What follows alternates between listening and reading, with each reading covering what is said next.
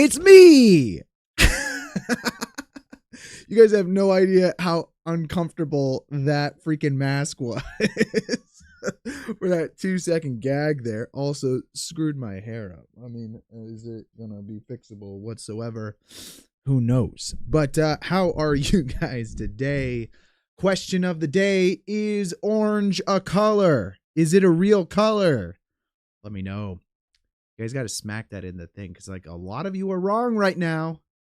There's a lot of people in here that are wrong with their votes. Baragon, you're onto something. Baragon, you're onto something. It's certainly not a color, but it might be a fruit. Hair's looking good, Koozie Woozie. Let's go. You know, it's what happens. I woke up like this. I woke up like this. All right.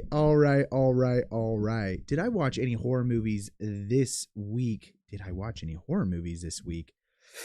What movies have you guys seen? We're in the horror game right now. What horror movies have you guys seen? I don't even know. Did I watch any horror movies this week? I feel like I haven't. I watched Pineapple Express though last night. I know that's not a horror movie. That's a little bit of a side note. But I watched that last night, and you watched Bring Her Back and Sinister 2 so far. Yeah, I watched Bring Her Back last week. We talked about that last week. Yeah, I bet Sinister 2 is better than Bring Her Back, right? Is that what you're saying? Monster House. I haven't seen Monster House yet. I probably should add that to my list. You know what I did watch? I watched Trick or Treat after our last stream. I watched that last week, right after our last stream. Trick or Treat was fun, guys. I love that. Sinister 2 was very bad. Okay, I mean, hey, I didn't think Bring Her Back was great. So, I don't know how bad Sinister 2 could have been, because Bring Her Back wasn't exactly scary. That's my 2 cents for the day. And I only give out 2 cents, because if I give any more than 2 cents, then I think we lost our thing. But we lost our budget for sure. Yeah, Trick or Treat was great. I love the twists in it. I thought it was fun. I didn't know what to expect going into it. I was just recommended the movie, went and watched it, and of course it delivered. I now have recommended it to like 5 people this week. I was like, hey, have you seen Trick or Treat? Like that was a fun movie. So I definitely recommend watching that if you guys haven't already. Yeah, so let's see. Where are we at today, guys? Where are we at? How are you guys doing? Scary and good are not always synonymous. Bring Her Back was a very freaky, anxiety-inducing supernatural mystery. Okay, yes, it was, sure. You know what? I will give you that. It also has its moments. I thought that was a really good character piece. I like the characters inside of it. I just wish there was either more body horror or more horror or more something. I don't know what I was expecting. It just wasn't what I was expecting, I suppose. And I guess expectations, in the end of the day, are the things that destroy anybody's view on a movie, because a movie can be pretty good, but if you have great expectations of something else or a different genre, or you were expecting something completely different, then it could really throw you off your game that way. It just wasn't what I was expecting, and maybe that's what it was. But anyways, yeah, give this video a like if you want to subscribe. If you enjoy the live stream, guys, we are super close to 5,000 subscribers. It's insanity. Nikki's welcome to the chat. How you doing? Congrats on Bad Omen. Awesome. Thanks, man. Bad Omen is doing well. I'm very happy, very pleased with the views that it's gotten, and the reception that people have with it. I am excited. I'm working on some other stuff. This is a script for a movie that I'm hoping to shoot in the next, hopefully in the next month or so. It's called Splinters. Some of you guys have heard about it already. I probably talked about it a little bit on the live stream here and there, but I am very excited about that one. That one I wrote a while ago and have been working on it, and I'm very excited about the opportunities that will come with it. It is not a monster film. It is a psychological mystery, and I will leave it at that. I don't want to say anything else about it. Orange is the most real color, since there's a fruit called orange. But does that mean it's a real color or a real fruit? Nice try, Zach. Trying to convince me. You guys are all wrong. I see all of your votes. It's 100% yes right now. I just want to say you guys are all wrong. And I can prove it. I actually have proof. Orange is not a real color. But I do think it is a real fruit because it is. We can see that. That's something physical that we can hold in our hands. It's like, what color is a pumpkin? I want to ask you guys that. What color do you guys think a pumpkin is? Because that will help us answer what if orange is a real color. We all know orange isn't a real color. I don't see it on the RGB scales of colors whatsoever. Orange doesn't exist on the RGB scales. Let's look up RGB color palette, please. Color picker, please. Give me the color picker. Want my color picker, and I want the round one. Those are easier to see because you can see all of the colors. I don't like these hue-based ones because it's even harder to find the color orange on the hue-based ones. Roy give dude. Wait, what? I don't even know what that means. You're speaking another language on me, Ben. Can't be speaking other languages on me. All right, well, you know what? This is actually not a bad RGB HTML color picker to look at because you can kind of see what I'm talking about here. Orange isn't a real color. And hey, we got to know, guys, we got to know. That means we are on our way to the supremacy of orange isn't a real color. And I'm going to prove it to you guys here. I'm going to prove it to you. You see this whole spectrum. Oh, come on, man. You know what the color spectrum is? I do know what the color spectrum is. Hey, Marvin Studios, welcome to the chat. I think here's the thing. Orange isn't a color. It's actually, because orange isn't a color, okay? Orange is right there. Yeah. You mean brown? You're saying brown? That's brown, dude. Brown's all around it. Brown's to the right of it, brown's to the left of it, brown's to the bottom of it. Then you've got red, you've got yellow. This is brown. Brown is not orange. Brown is not orange. What we're talking about right now is orange a real color? It is not. You cannot find orange on this spectrum. Instead, you see green, you see blue, and then you see red with the magentas over here. But brown is not orange. There is one shade that we would call orange, but you don't call a very, very, very, very, very, very specific shade a color. You would call it a shade of brown. This is a shade of brown. Just like this is a shade of red, it's a shade of blue, and a shade of green. I think I'm right. Orange is not a real color. Is black a color? No, black is actually the absence of color because it's really this value right here, but all the way with no color in it whatsoever. You just put a brown circle there, Marvin, and see, we're all on the same page. I'm glad I could prove myself right to you guys on today's live stream. Today's topic of the day, which is orange a real color? And no, it's not. And I just proved myself, I'm pretty sure, wrong. White is the absence of color and black is all the colors combined. Actually, that is true. Although it's also not necessarily true. Black and white are actually the same color. They are different shades. I believe is the proper way to say that. Black and white are the exact same color values. Both of them contain all the colors.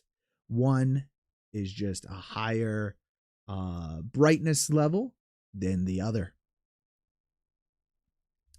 Anyways, that's really interesting. So when someone says it's black and white, when they say that, like something as simple as black and white, it's black and white. It's so simple, it's black and white. What they're really saying is it's not simple at all because it's the same color and it's just different shades of it. And then now that's even more confusing because we could sit here all day thinking about, okay, so what shade is black and what shade is white? Oh, that's the gray area. But gray is not a color, the shade. Anyways, that's my talk for the day. What an interesting topic to start the stream. Hey, you know, it is an interesting topic. Magenta is the only color that isn't naturally occurring or something like that. Technically, brown is not naturally occurring. Sorry, not brown. Orange. Orange is not naturally occurring. Cameras don't see colors. What? What? What do you call this? Cameras see colors. Cameras see colors. I don't know. I don't know, guys. I don't know. Well, anyways, today we are going to jump into a really fun live stream, guys. And we're just not going to talk about whether or not orange is a color the entire stream. I really wish we could talk about that the entire stream because I feel like that's such a fun conversation. But no, instead, today we're going to talk about making Jack Skellington from Nightmare Before Christmas. That is our goal today on this live stream. We're making inside of Blender. I have no freaking clue how we're going to do this. But we're going to figure it out together, everybody. We're going to figure it out together. If orange is a shade of brown, then wouldn't that shade be considered natural? Well, technically, brown isn't even a color. I mean, it is kind of. I'm saying like it's the spectral array of colors. There are more shades of brown than there are of orange because orange is a hyper-specific shade of brown. Whereas like there's a shade of brown, I suppose, or the hue of brown. You've got a hue of magenta, greens, like even all the in-betweens, like cyan. Cyan actually is a color because it's an array of colors. It's like a series of shades. You're losing me. No, I don't think so. I think I won this argument a long time ago. I ended the poll already, and no one agreed with me except for a few. I got a few people that agreed with me. I appreciate it. I appreciate you guys. I appreciate whoever you are. Shout yourself out in the chat because you guys are the real ones, and we like that. We like that. We like the real ones around here. But today we're going to do a picture that has no orange in it whatsoever. It is a picture of Jack Skellington. And I've got to figure out the best way to do this. Camera sensors capture intensity values crosses the RGB. Exactly. Red, green, blue. Which also has the CMYCK, which is, what is that? Cyan, yellow, magenta, and yeah, something like that. I don't even know. Those are the other actual colors. We figure it out later. Anyways, that conversation is over, but I appreciate you guys being in on the conversation because obviously I feel like we have come to the conclusion that you voted no, but that's because it's 5 a.m. here and I can't sleep, but you're half tired. Well, hey, I'll take someone who is half tired to agree with me any day of the week. Thank you, Adam. Appreciate that. Appreciate that big time, of course. I do want to, before we get started on the stream, I want to give a special shout out to our wonderful Patreon subscriber that we have over here. And if you guys want to join the Patreon, link to that is in the description. You'll get all the project files for not only this live stream, but all previous live streams that we have in the past. And hey, if you give me some great feedback in the comments, like Nikki's did last time, you'll get a free Patreon subscription. That's how that works. So today I'm going to start out inside a Blender, and we got to do a lot of work today. So we really should stop lollygagging and talking. But let's see. What's the movie recommendation that I needed to watch? Was that Monster House? What was that? I haven't seen that one, I don't think. Is that the one? Who threw that up there? What was my favorite story from Trick or Treat? I will say, I think my favorite story from the Trick or Treat movie was because it was the biggest twist, and I was like, wow, that's freaking awesome. And it kind of like, was it when everything kind of came together? Was the Vampire Girls. That was awesome. I freaking love the Vampire Girls the story within the film. You know what's funny is I didn't realize it was going to be a bunch of short stories. So when it first started cutting to a different story, I was very confused. But I really loved that kind of like storytelling aspect of it. Should watch Caroline. Oh, I love Caroline. But I should watch it again, especially during Halloween time. Tom Selleck, great director. The actual director of Nightmare Before Christmas. Everybody doesn't realize that. They all think it was Tim Burton, but it really was Tom Selleck who did that. Okay, let's go ahead and delete our cube. We're also going to delete our... Let's do that. And then Coraline, you're right. It's not Caroline, it's Coraline. You're right. You're right. You're right. I was wrong. I'm right about the orange, but wrong about the Caroline. Okay? I'll take the losses where they are, but I also take the wins where they happen to. Okay? I'm going to set our reference photo here. I already have everything kind of like downloaded, so I'll just and our project set up over here. So let's go ahead and just save our project. I'm going to save it over inside of our 3D work folder here with today's date. And then the 12th, probably V1. I like how I put a V1 when I'm only ever going to do V1. So we'll do that save there. And then with our camera, I'm going to add in a background image. And let's go ahead and open up a new background image. Jack Skellington. Okay. Now, I'm going to need to set up kind of like a rough angle that this is going to be at. This doesn't really matter, but, you know, I like to get it to be somewhat accurate. That just makes my life a little easier, especially if I'm doing any like specific lighting stuff later. Next up, I'm going to go ahead and add just a UV sphere that will just place roughly where the head is.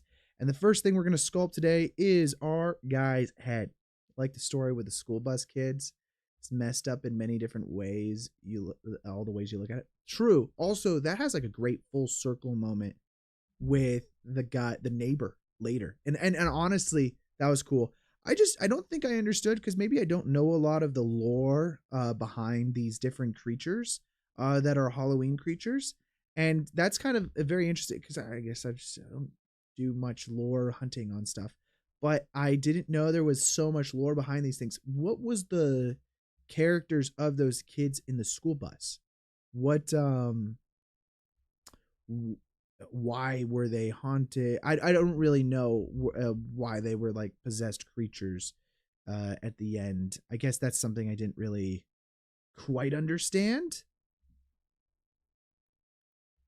Okay, I'm gonna go to sculpt mode here, and then we're just gonna get the rough shape here, I think. It's always interesting sculpting these things at an angle. That's why whenever I sculpt stuff for like my own projects, I try to do the like a straight on T pose, and then also to get side angles. But in our particular case, because we are using something from a movie, it's a little bit more difficult. But it's okay. We'll make do with what we've got. I'm going to add a multi-resolution into here, and then I'll go ahead and subdivide that twice or so. And then I just want to get, whoopsies, I'm drawing right now. That's what I need to do. Do elastic grab and just kind of like line up the face a little bit, get those outlines to be a little closer. And then I'm going to go in later and then just kind of like do the other angles that we're not necessarily seeing. Right now, I just want to get the silhouette of the head to be correct. You know what they say, interestingly, is that silhouettes are more important than the actual anatomy of animated characters in films. And that's one of the reasons why a lot of, you know, when they were doing Marvel for Iron Man, like back in the day, and even still, whenever they're designing CG versions of things or characters, they create a silhouette sheet that kind of is a reference for how the character's poses are going to look from every angle. And then they follow that, even if like from one angle, the pose is going to be dramatically different from a different angle, they'll stretch things and scale them to be appropriate to that. Because people, when they're watching movies, have specific expectations to how those poses should look. You love sculpting. It's not good at it particularly, but it's because I use a mouse. I use a mouse as well. I'm not going to lie. I should miss a drawing tablet, smoother lines. It could be still, but just chill thing to do.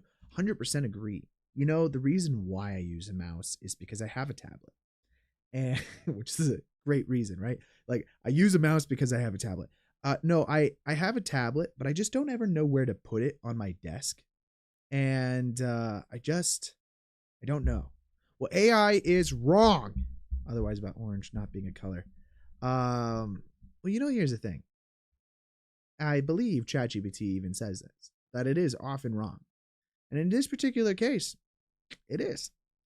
So, I kind of hate to tell you that, but like, because I think we all want to believe that uh AI is out for the better of humanity, but it's not. And in this particular case, it is wrong. It's wrong, I'm telling you. Also, I kind of already proved myself. I'm just going to sketch out kind of like using the annotation thing here. Roughly the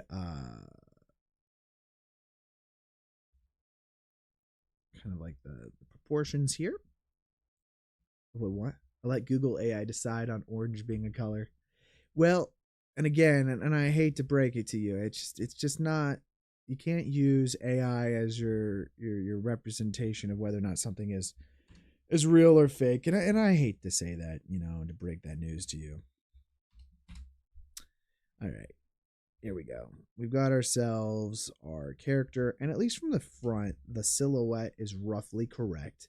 So now what I need to do, and I like to just have these annotations in here, because I want to move the head position here a little bit to the side. So let's go ahead and offset it over here.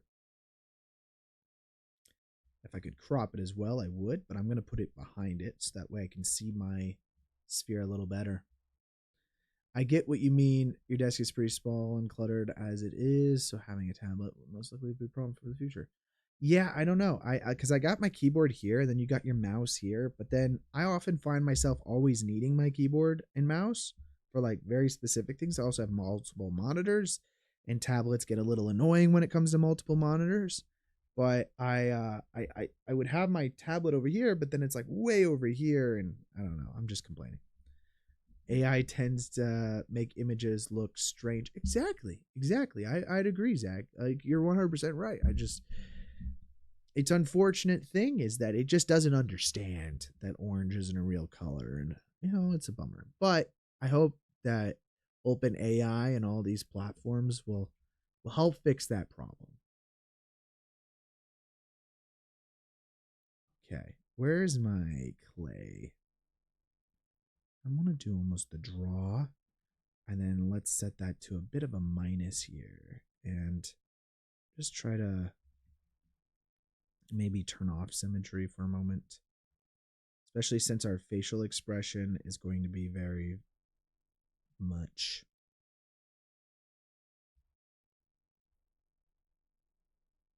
a facial expression. We're not modeling in a T pose after all. Let's get the rough.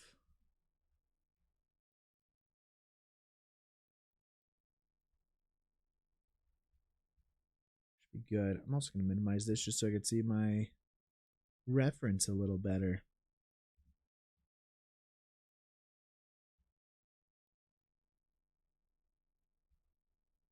Okay. Alrighty then. And then I'm going to also do a bit of a plus here. And we're going to just draw out our nose.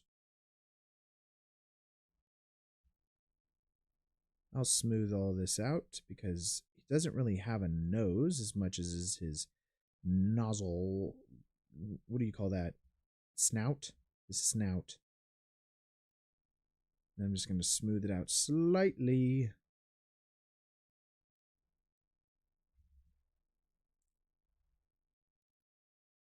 Good idea. I don't often do that. Again, I don't sculpt all that much. I feel like the only times I ever sculpt are actually on live stream.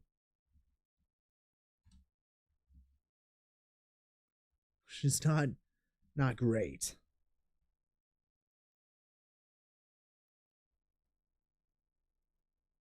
The only times I sculpt are on live stream. Yeah. This is going to get way more rough before it gets better. That's just the way it works.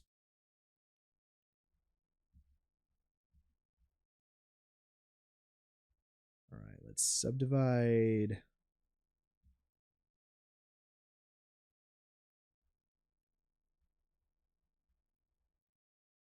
trying to get that in there. Yeah, no, I haven't seen Monster House yet, but I want to check that out now. Good recommendation. Depends on where it's streaming too. Where is Monster House streaming? Oh, it's on Peacock. Who has Peacock? Let's see. Best monster films on let's say HBO Max.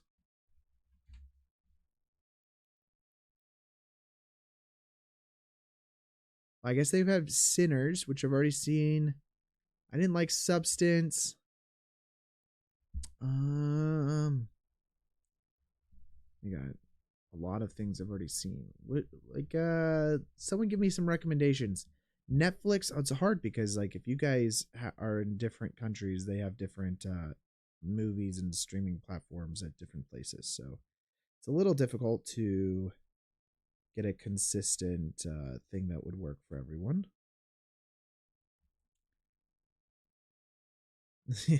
Thanks, Ben.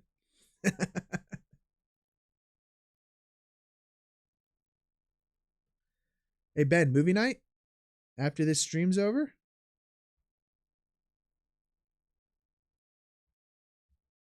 Okay, let's see. I'm going to get this to be a little deeper here.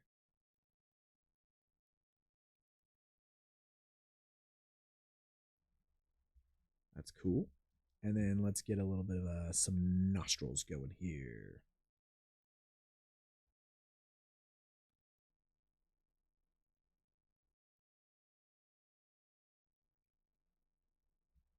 I'll pop that whole thing out a little bit.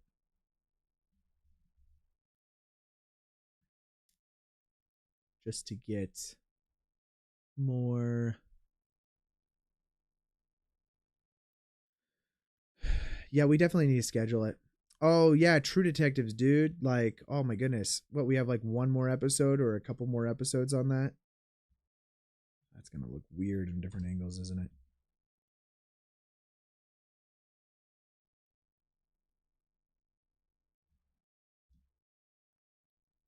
It's what happens when I go to another country for 2 months. Can't finish up a TV show.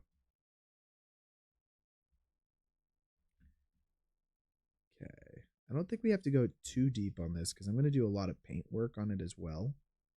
Let's just see what we got here. So I'm going to first make the gap a little bigger, and then I can always elastic grab everything back in.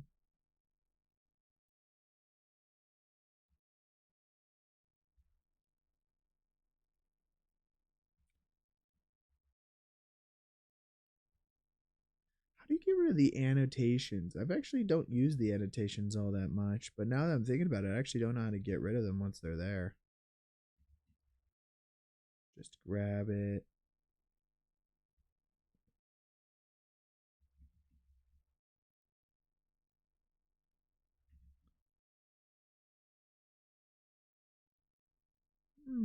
Stretch that out a little bit. Looks really weird from different angles. That's not good.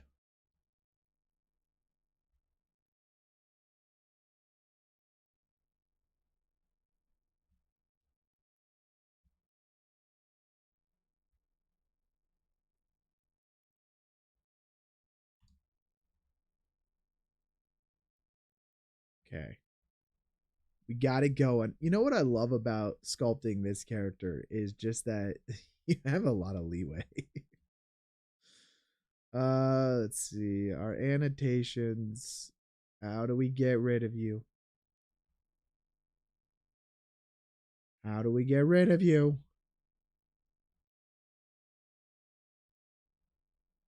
Placement, 3D cursor, stabilize strokes. I don't really need you anymore, so I'd like to get rid of you if I can. There we go. Oh, so it was like a layer. I thought it appeared over in the outline.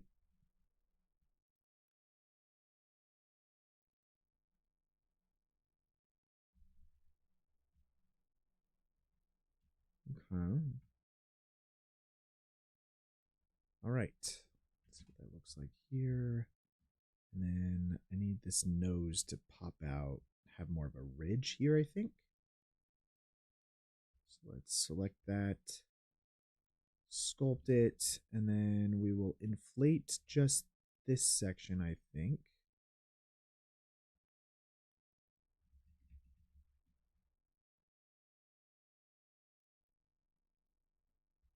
And then just this, I think. And now we can draw just a bit. Whoops, additive, please.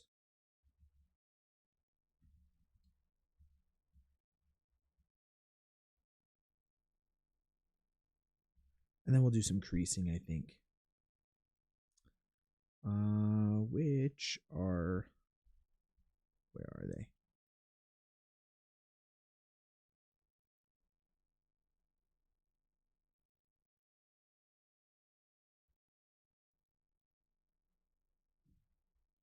Oh, here we go. Sharp creasing.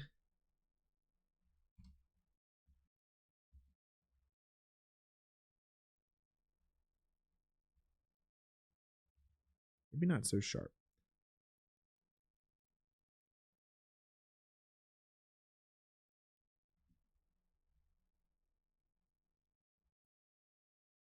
Subdivide again. Just trying to get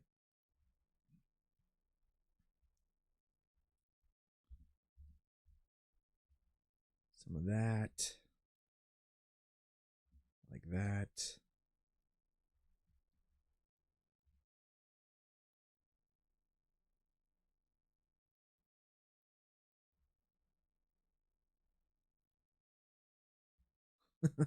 Yeah, that's going to be interesting. Okay, so now with a bit of the drawing, I'm going to draw in some of these. I think I'd still need to fix this, so let's do a little bit of elastic wrap here. Fix some of this.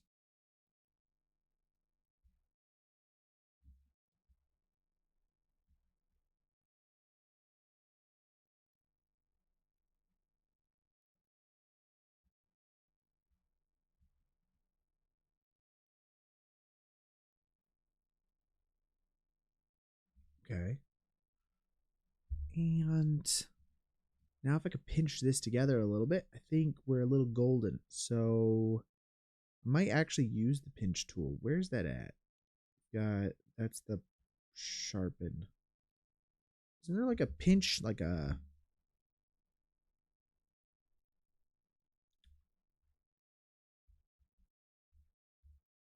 pinch or magnify? Amazing thing.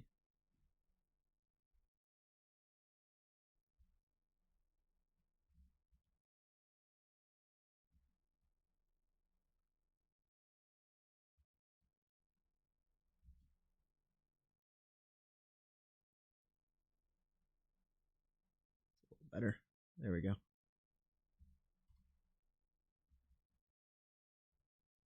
Then this part could magnify a little bit.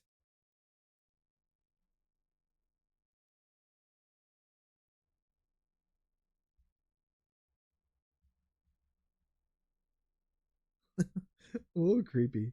But let's get this. If I could get it to turn up a little bit more, I think that would work.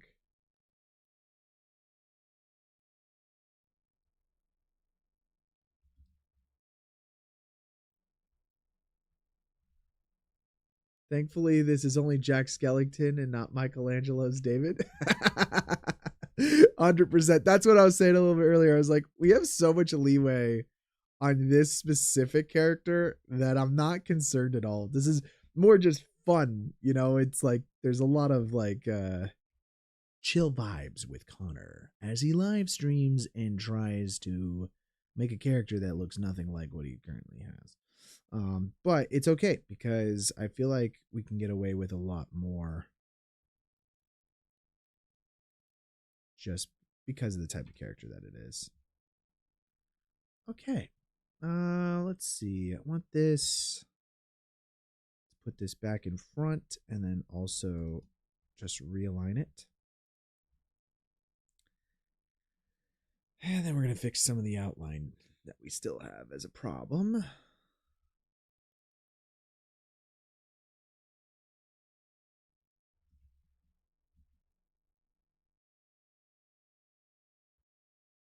Kind of want the mask tool or something like that.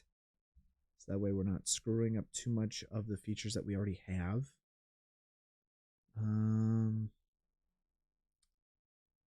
This guy.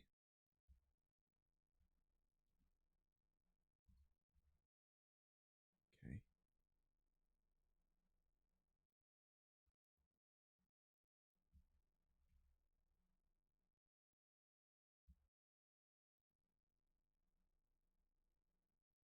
Okay. Now if we use this elastic grab, we can just go ahead and fix some of this bottom part that we see down here.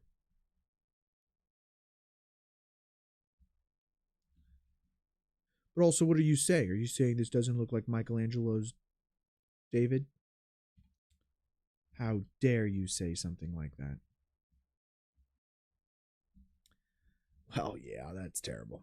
Mask, clear mask.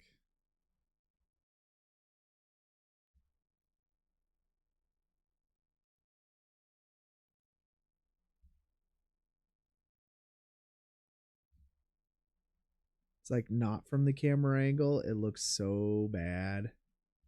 Pretty much from the camera angle, it still looks bad, but, you know, less bad. And let's fix some of these lips here to align a little better with this.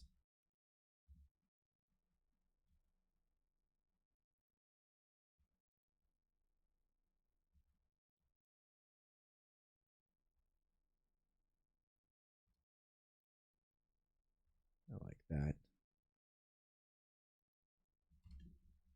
That works for me, guys.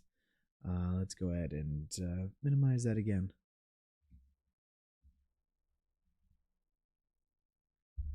All right.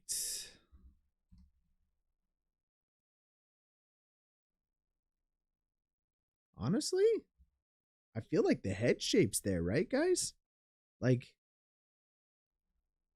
it just now requires detail. Am I crazy? Don't answer that. Okay, let's subdivide this again here. And then let's use the draw tool. Now, his lips are still a little close together here. So I might want to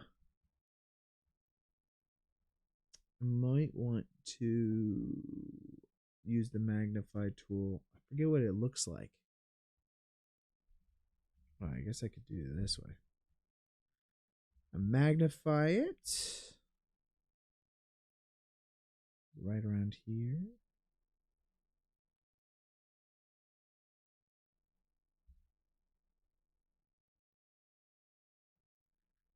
Okay.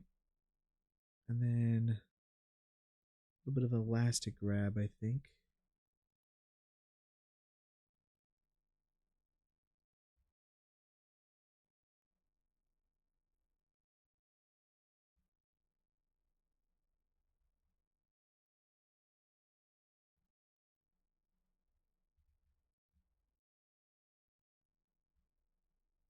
I'm going to go to 7 subdivisions.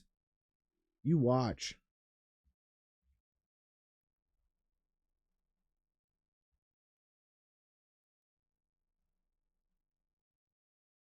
It's looking pretty close. We're going to have to get the teeth kind of modeled in here in a moment, but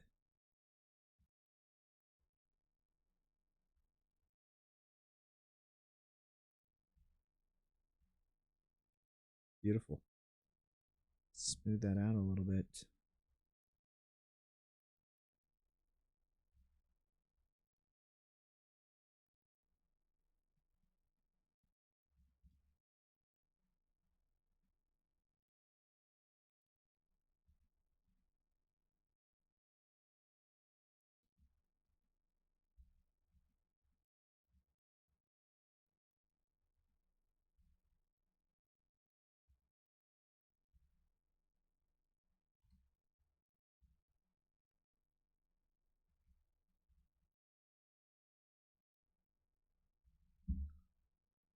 Yeah, I know, right? 7 subs.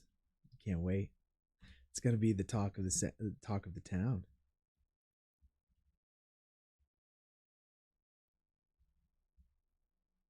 Let's smooth that out a little bit. We're gonna buff it. Is it additive? Yeah. So we'll do a slight bit of an inflation there.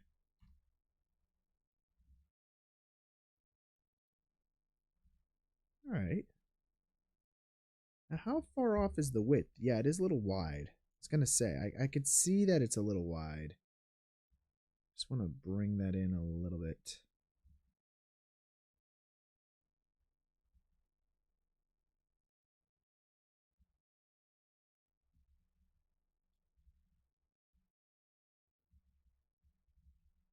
I think that's pretty good. And then yeah, let's see. Okay, let's so for right now, I'm just gonna save, and then let's go back to object mode over here. And then for right now, we're just gonna call this head. Create a new collection. Character. I love this character because there is no hair. There's no hair. There's really not any special. Like, guys, remember how long the streams were to do the Inside Out character, Joy? Holy cow. That was a long series. A long series of just trying to get stuff to work. Okay. I don't want to look at it from other camera angles because it's going to be discouraging. It's going to be discouraging, and I don't want to see it. Okay. I'm going to do this the easier way. We're just going to add in, we're not going to sculpt the neck. There's no reason to sculpt it. We're just going to do it this way.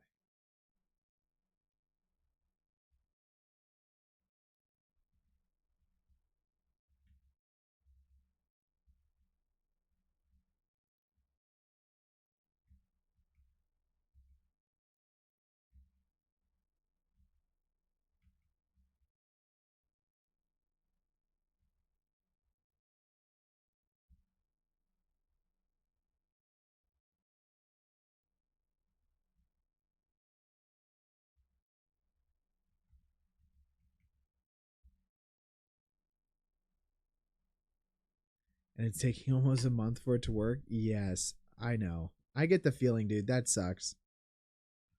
That sucks. It really does.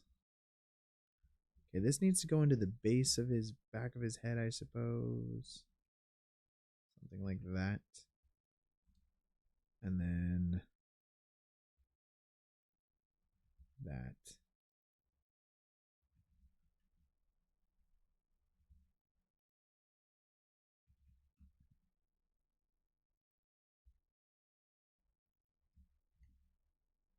Okay. Phenomenals, guys.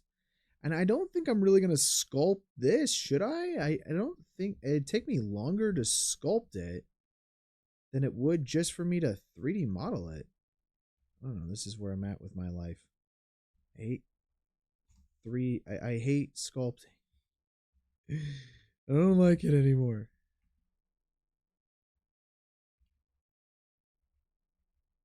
I don't know. This might be a mistake.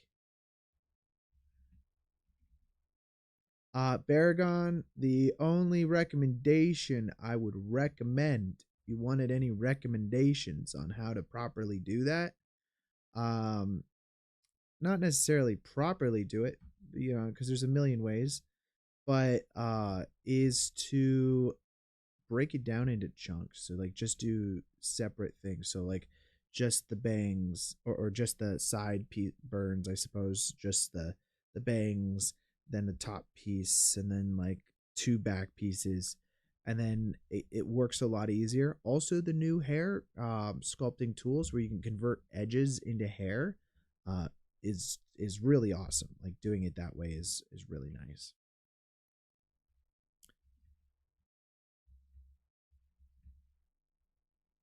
Let's do this.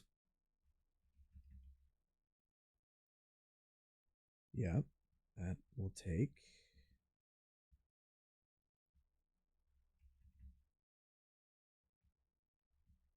then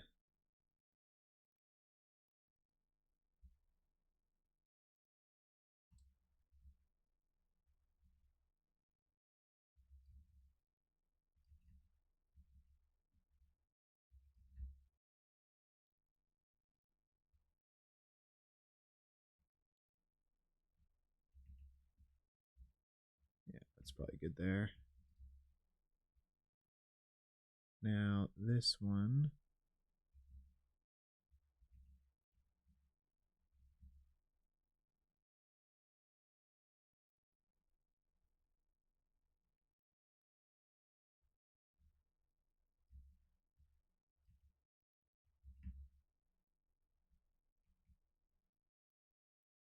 this is where things might get a little tricky. Let's see. We're gonna, because I don't know how similar these guys are.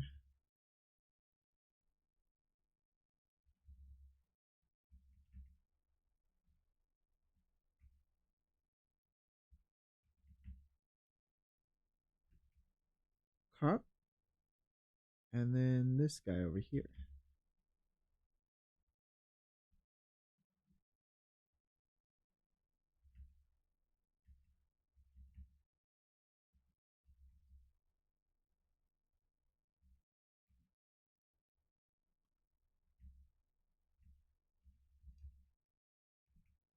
Something like that. A lot easier when you're just kind of like matching something else. All right, subdivide surface that, and then we'll scale it up a little bit. Hard thing about that is that we want this to be a little sharper and this to be a little sharper. We're okay with it rounding the other edges. We'll auto smooth it.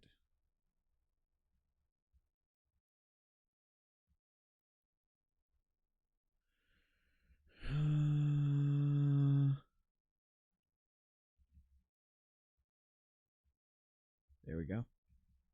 Okay, a little underway. Probably want that to be a little further. No, I guess a little in front is totally fine. Maybe a little further back. But we'll scale that down and place it where it needs to be now.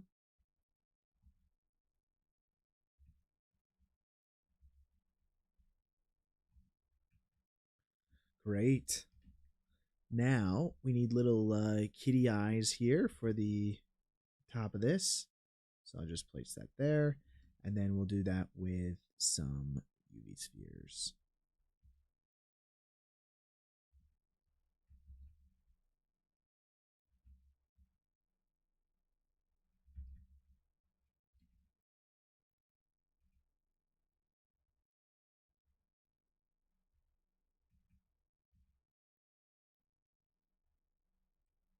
Okay. And then we'll just duplicate that over here and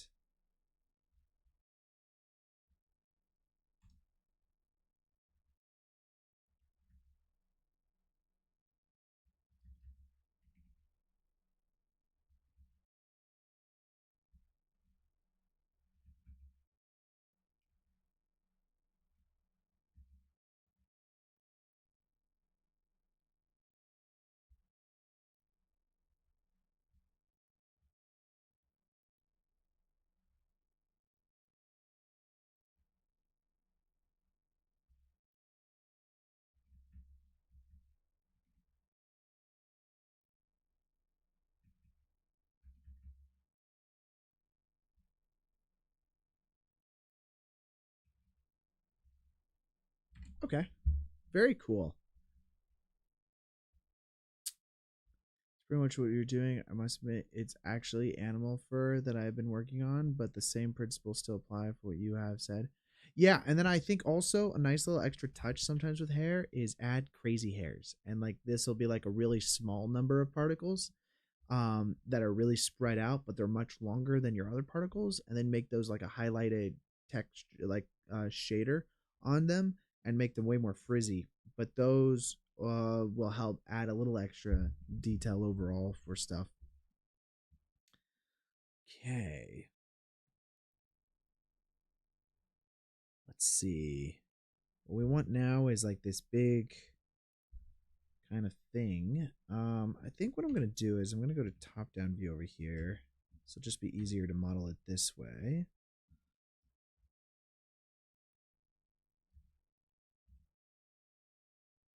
And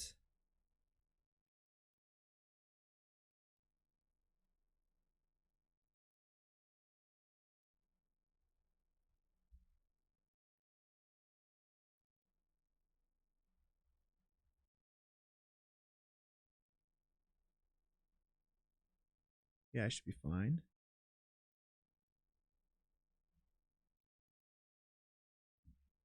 And how far back do we want it to go? It's probably about right there, and then we'll just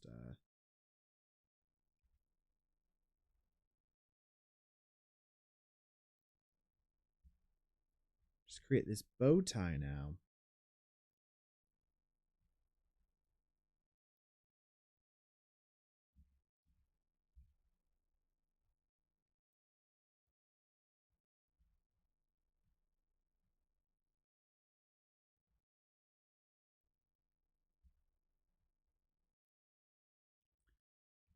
Okay, so now we've got that, and honestly, we'll just for right now duplicate it. So let's scale that to whoopsies.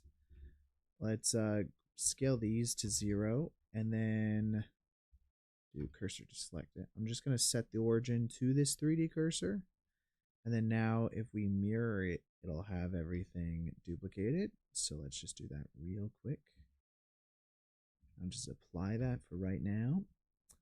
Let's bring that down now, and then I can customize this one over here to be a little different.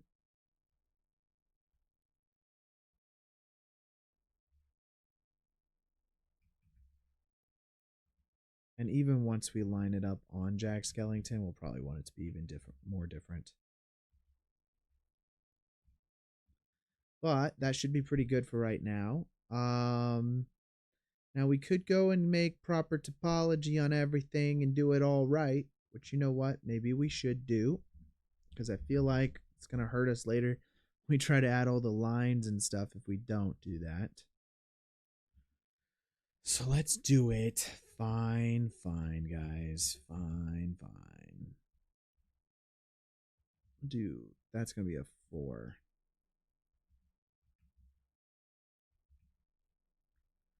Let's just jump through here. There we go.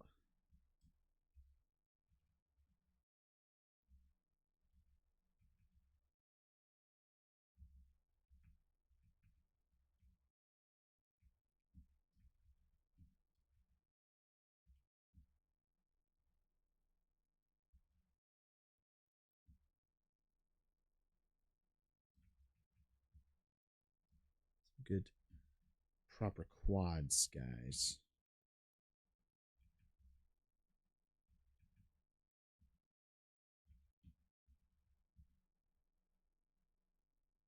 There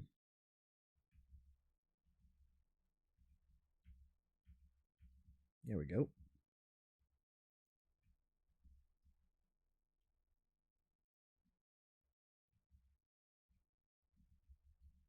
You know what movie I did watch recently was the what was it called though?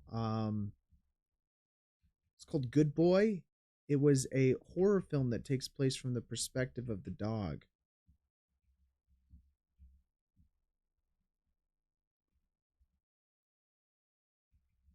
And that was actually really almost inspiring. I mean, the director of it, he's the writer director of it. He did it by himself over the course of like 3 years. With his own dog. He filmed his own dog, and then I think he also played a character in it as well. Was it good? I think my description of it, and this isn't. I'm hoping that's not too harsh. I think it's inspiring more than anything. But I think it's a bit of a gimmick movie, if that makes sense. Like there was a movie that was it Soderbergh? did that was a movie that's like a film that takes place from the perspective of a ghost. And I kind of felt the same way after watching that. It was more of like a gimmick, but that's just my opinion.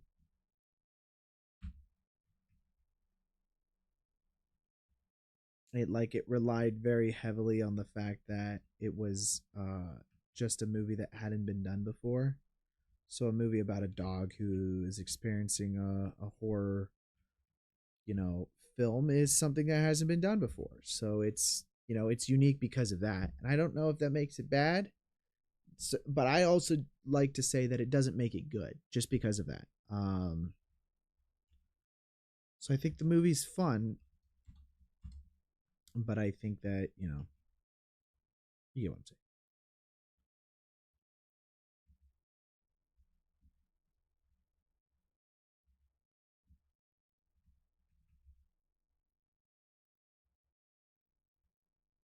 All right, let's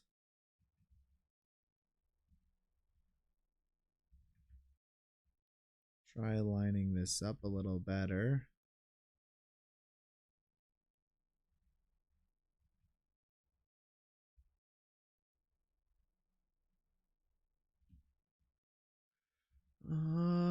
Just maybe I shouldn't spend so much time trying to get this to line up so perfectly, but um, it doesn't need to. I just kind of like the way that it looks in this image, so I'd like to replicate it as best as possible.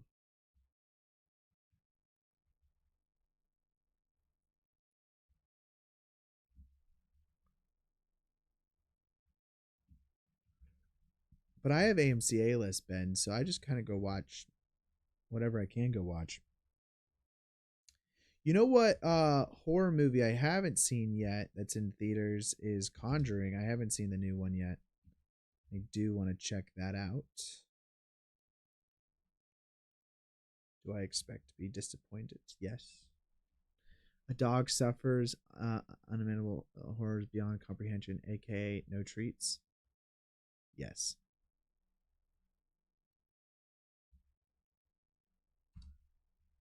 basically. Let's see. Let's move that upwards here, and then I'm going to just kind of line this up.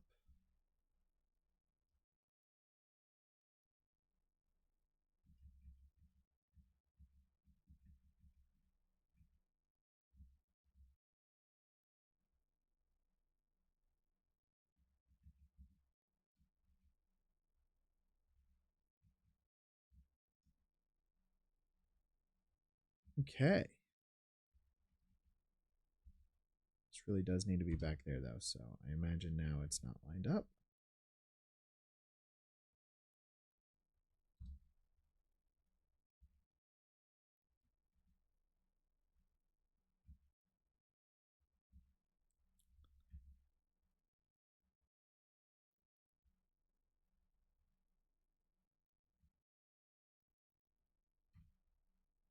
Okay, let's take that whole thing now, and then I'm going to extrude it downwards, like so. And then I'm going to do this, and then just scale that out. Not a lot, but a little bit.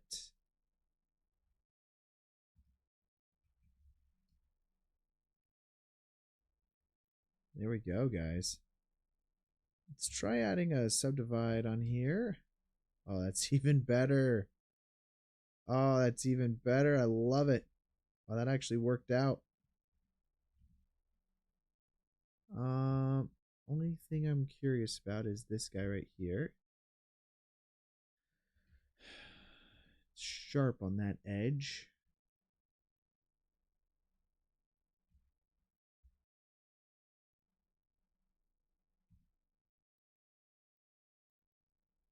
Is my viewing normals on? I imagine there's probably a normal flop there, right?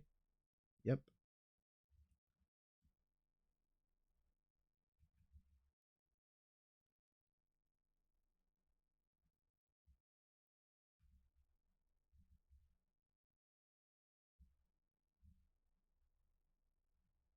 And then we'll just do flip normals, mesh, and then normals. I'm going to add this to quick favorites, or yeah, do that. Then now I can just flip it that way. Oh, that works great. That works great. Just call it a stylistic choice, or just fix the normal. But yes, normally I would say it's a stylistic choice. That is a go-to Connor statement on live stream. Go-to Connor statement on live stream. Okay. We're going to have to do the hand that's kind of going up over here as well. But then the body here will be pretty easy. What do we do for the background, guys? What do you think? Should we do something in 3D, or should I just do more like a matte painting? I feel like if this were for an actual film, like an animated film or anything like that, I would just do a digital matte painting. So I think that's probably what I'm going to do today. I'm not going to use this digital, not this background, but we will create our own picture in Photoshop and then use that. I think it's more efficient that way. And honestly, that's the right way to do it. If I did it a different way, it would just be because I'm being, hyper, like, oh, I got to do it the right way, which is not always the right way, when you think about it.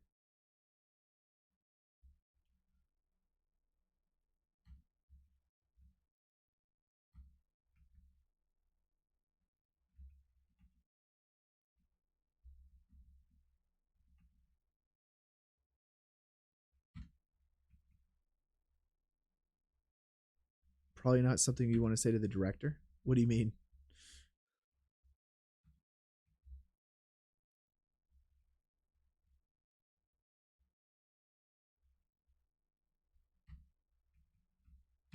But I feel if you're talking about matte paintings, something not that you wouldn't want to say to the director. Directors know this, so if it's for an animated project or something like that, I mean, I have very open conversations with VFX, as because I'm a VFX supervisor. I have very open conversations with directors that I work with about the approach that we're taking. So, hey, on this particular shot, we're probably going to want to do a DMP, digital matte painting, of that background there, and then everything in the foreground is going to be 3D. You don't try to hide things. It's VFX should be a very open dialogue and communication about what is happening on a shot. And so in that particular case, you'd be like, hey, you need to make sure that everybody's on board with how you're doing something. So that way, if later they're like, well, I do maybe want to have the option where we're going to move the camera over here and I'd like to see the same thing. In that particular case, a digital matte painting is not going to be the best way to approach it. But in this particular case, on this particular shot, the DMP is the right option. But yeah, open communication. Make sure not to hide things from people you're working with. Okay, do we want to probably sculpt this as well? It's not really much to sculpt here, but I will.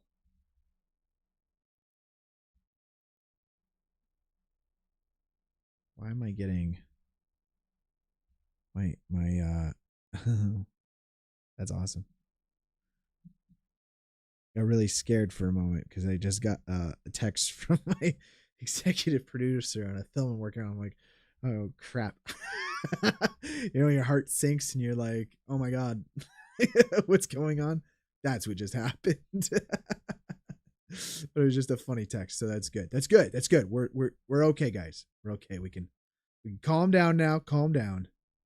It just was a funny text. It wasn't hey, we need to talk about this show. Because that does happen. Okay, I'm gonna see. We gotta pull this over here. And let's see. Let's get this to line up a little better here. So there we go.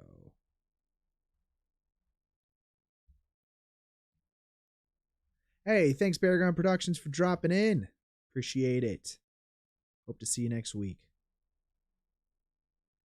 By the way, send a Discord thing of what you think the next live stream should be. You got any recommendations? Do let me know. Okay, we're not going to see the rest of the body, so I kind of just need that. And then let's do a multi-resolution. Subdivide that.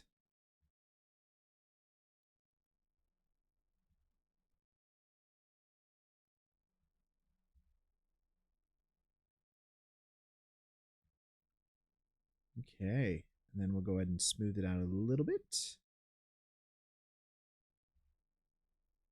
Probably sharpen the shoulder edge up here as well. Not really seeing it, or shouldn't see it, above the bow tie there. And then over here, we'll do is I will draw this on. I don't know, should it be a separate mesh? I feel like it should be a separate mesh to make everything easier.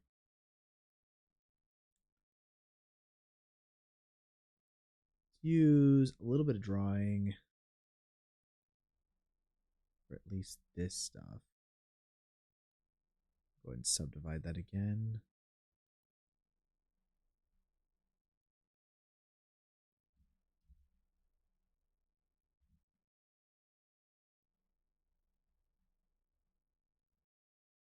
Just smooth that out a little bit, and then make that a little bit thicker, I think. And that'll also be thick. I'll go ahead and subdivide that again.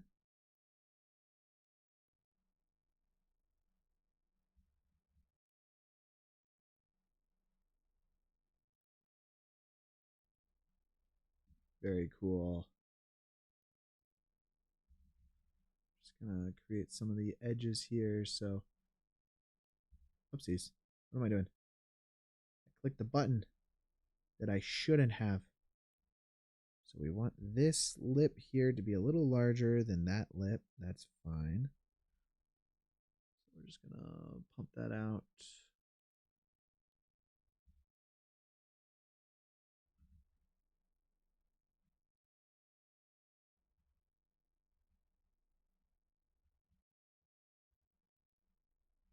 Great. And we're not going to see down here, so we don't have to worry about it, guys. Okay, so let's go ahead and smooth it out slightly, I think.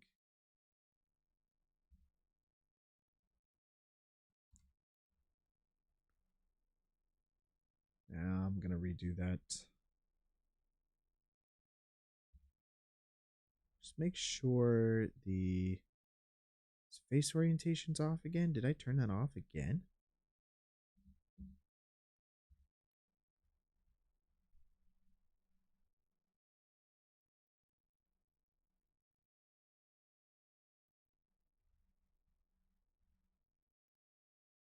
Actually, it's supposed to be over here, so let's see.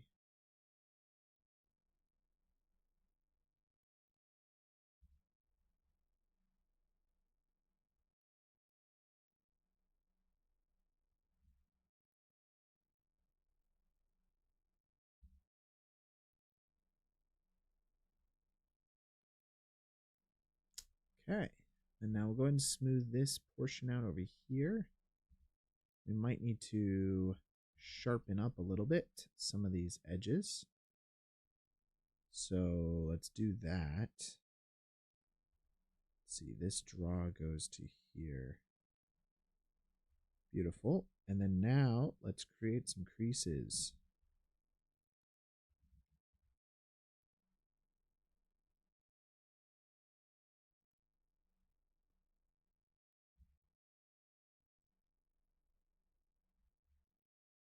Right?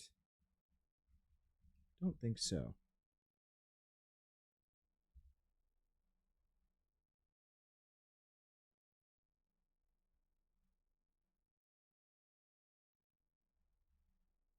Okay. Boom. Boom. Boom.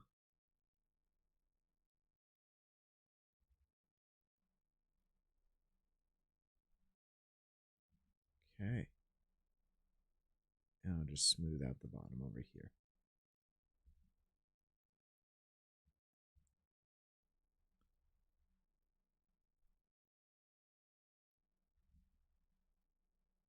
Okay, now the other arm over there is going to be a little problematic. So let's go ahead and draw a little bit of a shoulder connection here.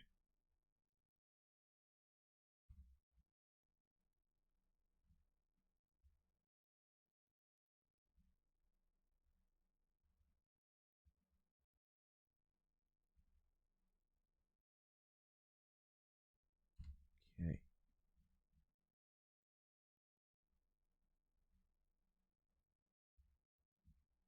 Awesome. Now just a little bit of shirt sculpting here as well. So let's go ahead and do a subtractive draw. Just back here. Just do a little bit of a flap, I think. I'll do another subdivision and crease that as well.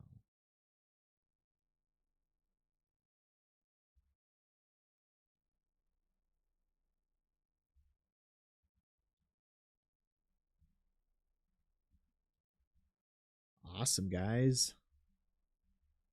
Some good layers there. I'm going to go ahead and save that now and then go into our head over here and just turn that back on. I want to probably for now, we'll just go in and turn off our background image. And then I'm going to round some of these edges on the lips here. Got a bit of work just to buff this out. So let's polish it up. We'll use the smooth tool here. I think is what we want.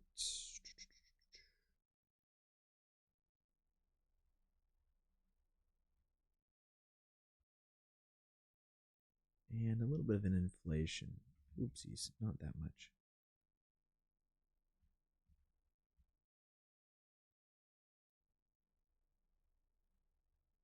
Okay. And then the draw subtraction now. Let's get some teeth in here, guys. So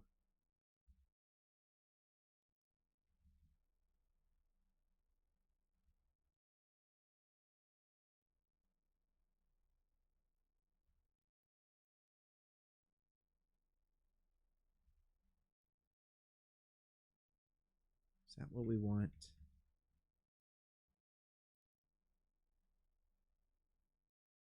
I feel like not.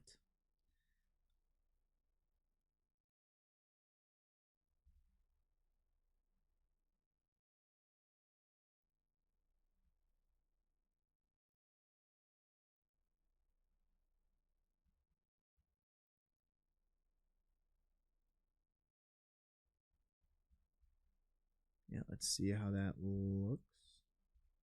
I can always smooth these out later too, so I feel like a lot of this is going to be paint work as well.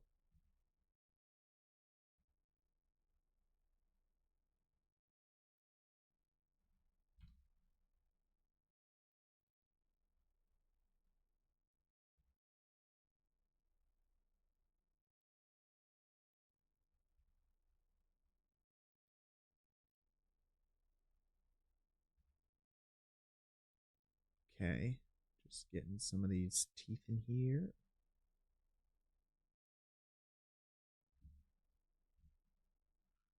Let's go ahead and do, I want to see this over here. See it without that.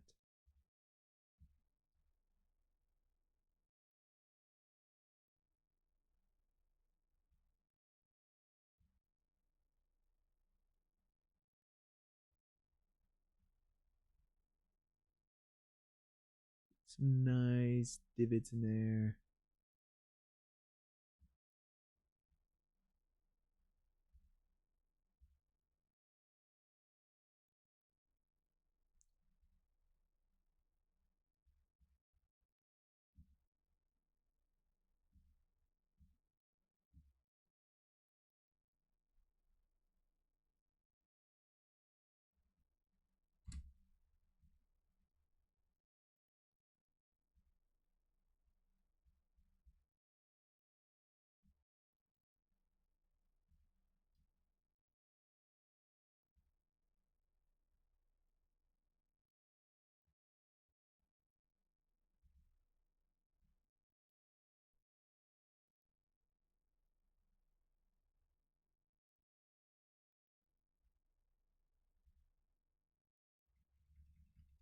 That one needs a little bit of work.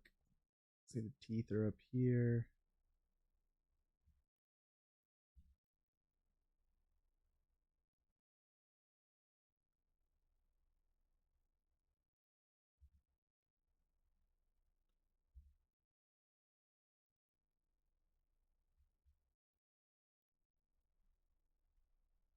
A little deeper. That's cool.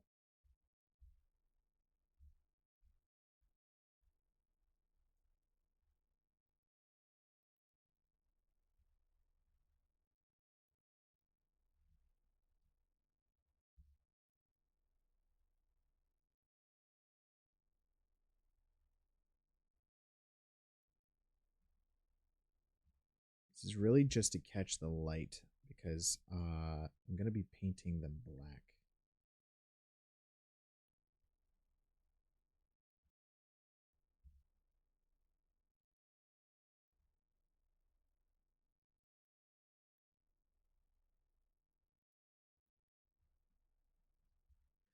We're going to hope for the best on this.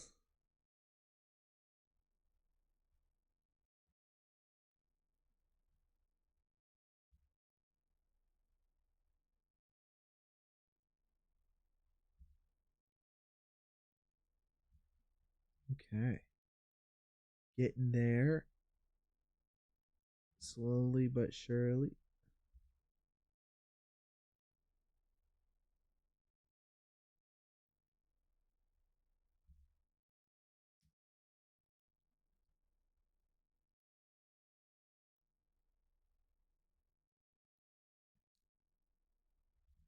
I should make a little bit more of a lip to that as well.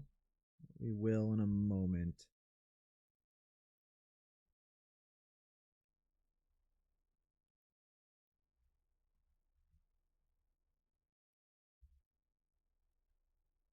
Oh, whoopsies.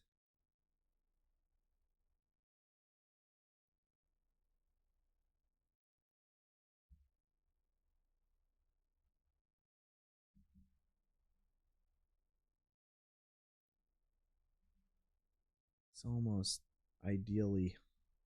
It's almost correct. Might have to do a little. We'll go back in 3D in a moment here, and then I'll touch all of this stuff up because I imagine this isn't gonna look right. Using a mouse is a little difficult on this part.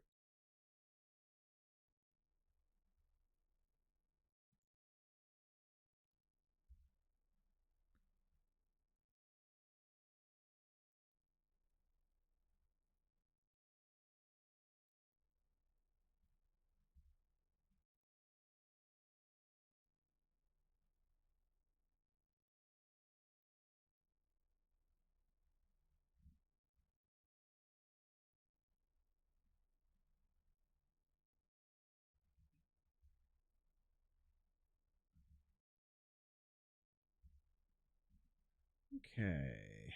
So what we want is those teeth there, and then I feel like the inside of the mouth.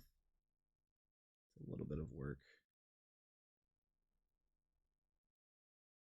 We push that all in a little bit further. It's going to create a little more of a lip, I think.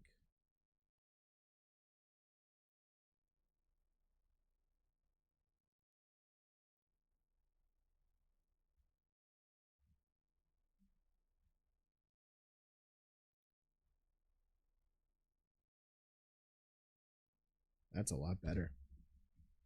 Go ahead and save that.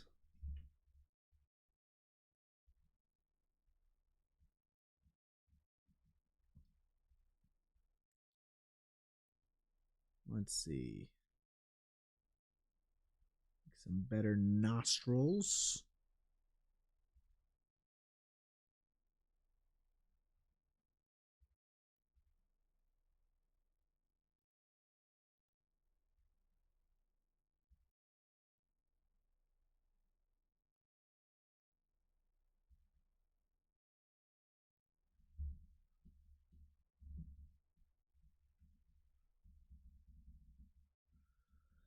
Okay.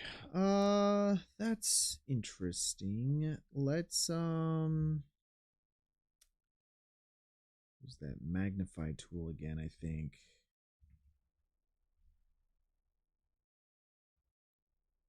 Just kind of pinch things in. Maybe not. Do a little bit of a grabby.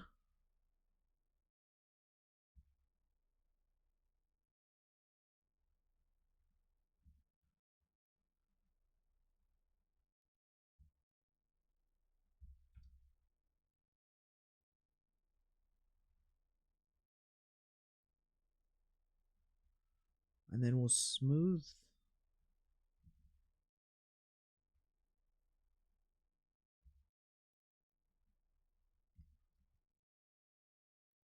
kind of smooth this whole thing out, I guess.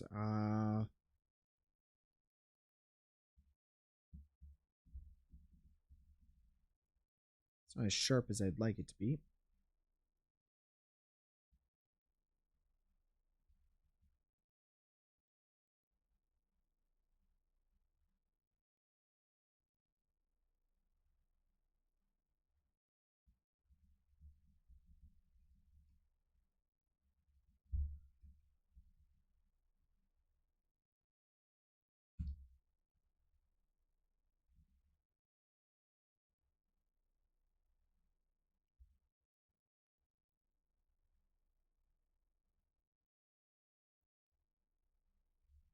Go ahead and just get the eyes to be a little bit more expressive here.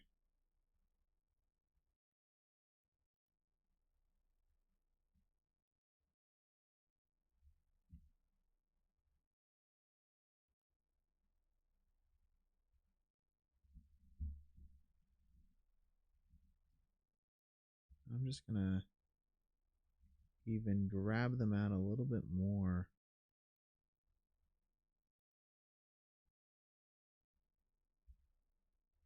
He has like these big eyebrow kind of like eyes.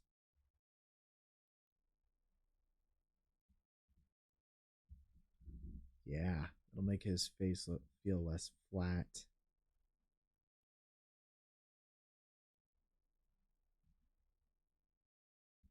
Big eyebrows.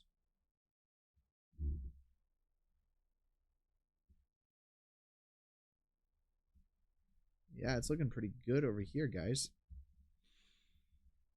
Okay, we'll save that.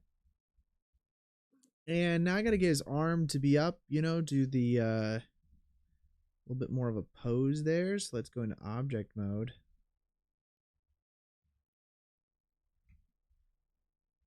So looking a lot more like Jack Skellington.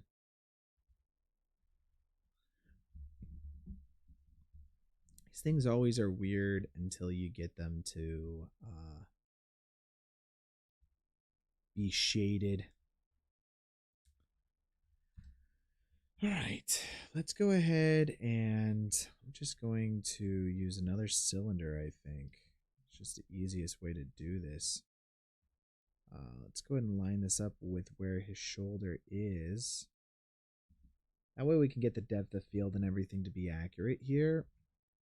We really just want to line up with his shoulder, and then we'll smooth everything out.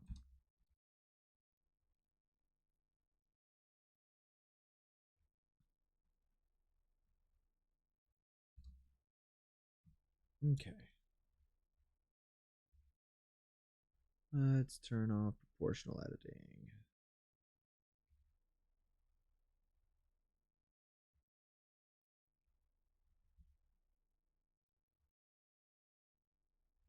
And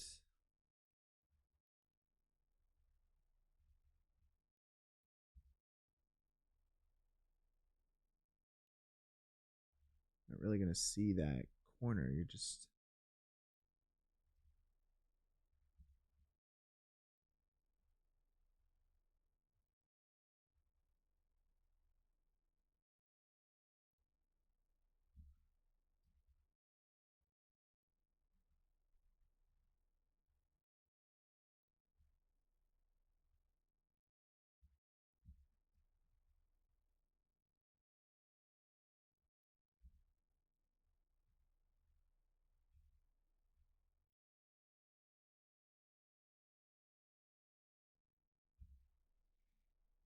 Probably just.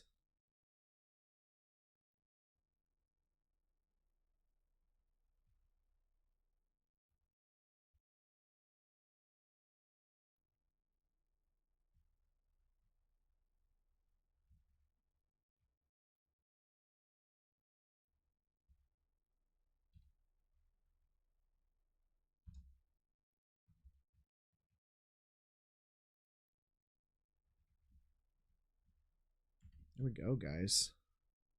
Got ourselves some nice arm. An arm. We got ourselves an arm. Got ourselves an arm. I don't know if that's gonna be a problem over here. I don't think it will be.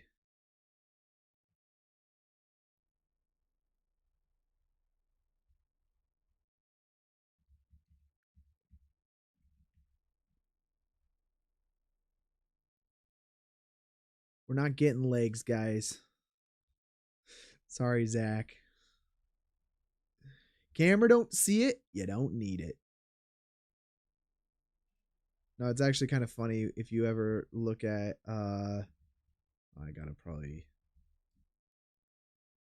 grab this more correct over here and smooth it.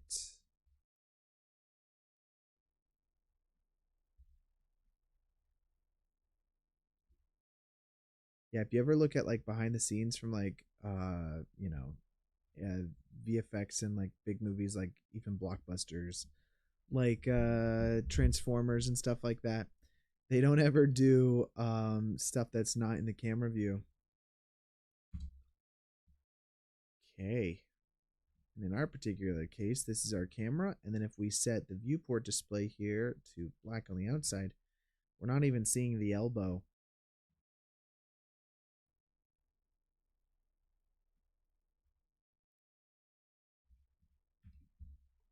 Proportions don't matter from outside the camera angle.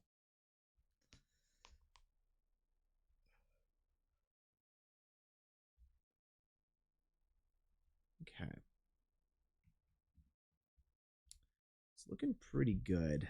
I'm thinking now the hand. Didn't want to do a hand. Didn't want to. Oof. Skeleton hands are a scary thing, man. Let's see if I can just download one from like free3d.com. Do we have a skeleton hand that I can just download? I don't want to model this, guys. I'm sorry.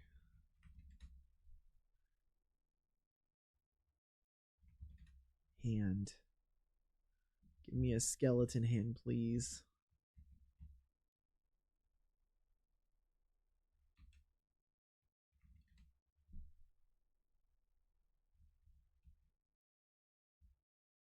Skeleton. Got a whole skeleton, and I'll just take the hand portion of it. Because I am not going to do it. I'm sorry. I just don't have it in me to do that today.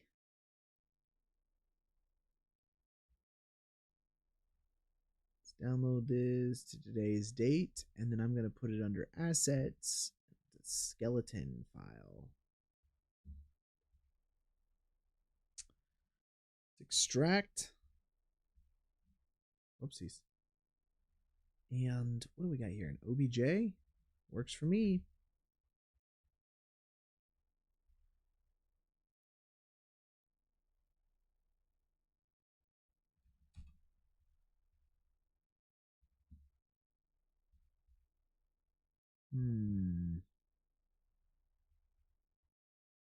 Okay.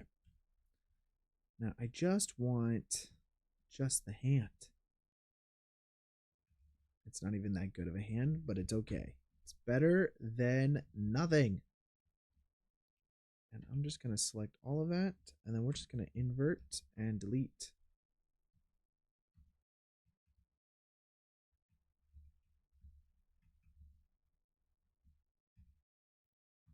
And let's do object, set origin to 3D cursor. We could scale that guy down now and place him over our skeleton, Jack Skellington.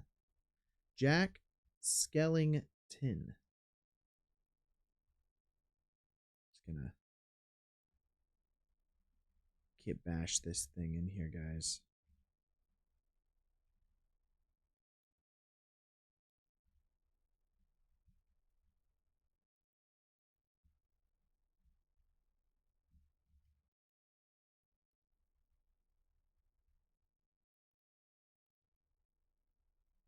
Okay.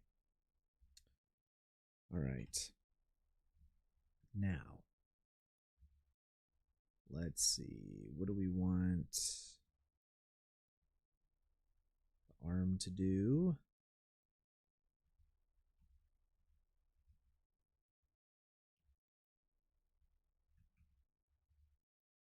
Just delete the verts down here. I don't think we need them.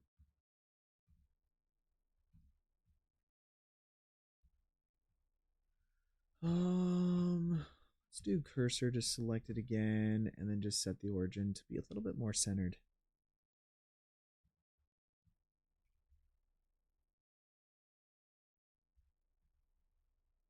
Something like that. And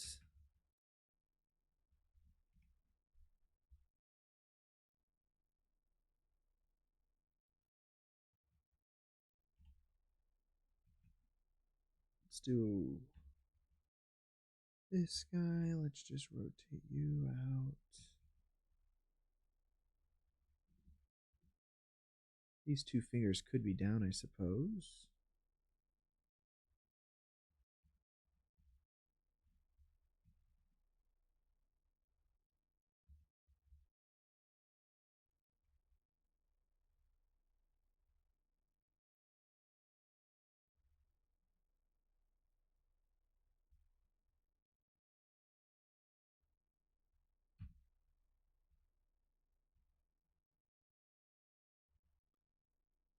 Yeah. It's like a 3 fingers up or something like that.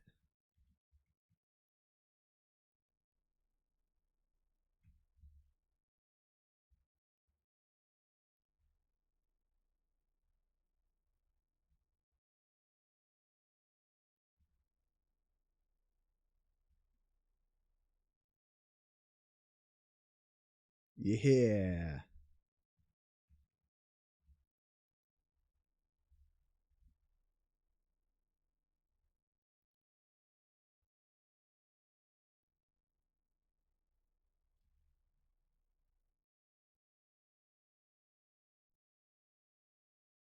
I just something like that. How does that look, guys? More.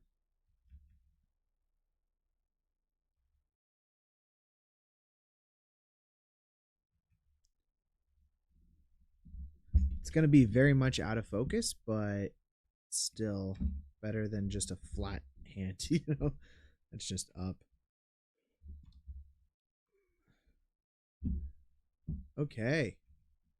I think that covers the 3D modeling portion of this live stream. Now we need to get in and do some fancy dancy things.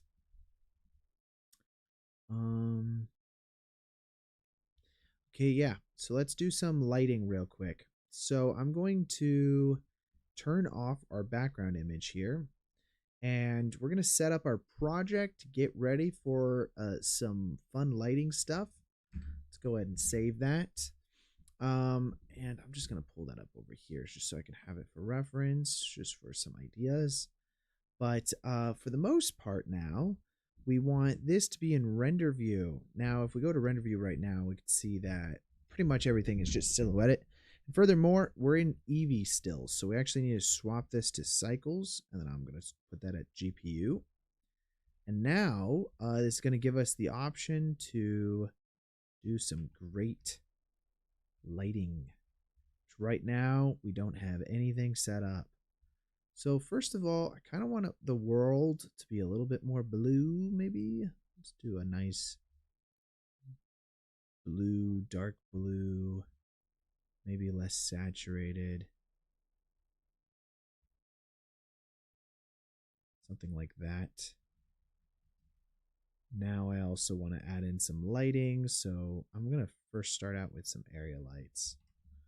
Let's get a nice, good old top-down kind of light on him, just to accentuate some of the light that we have here. And then I'm just going to make that slightly cyan, just a little bit cyan. And if we scale that up, that's just going to give us less direct light, more ambient lighting.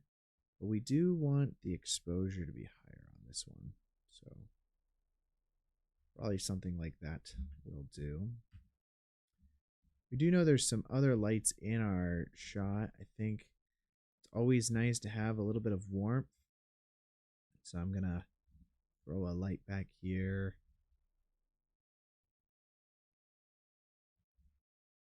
Something like that. Just a little bit of red, I think.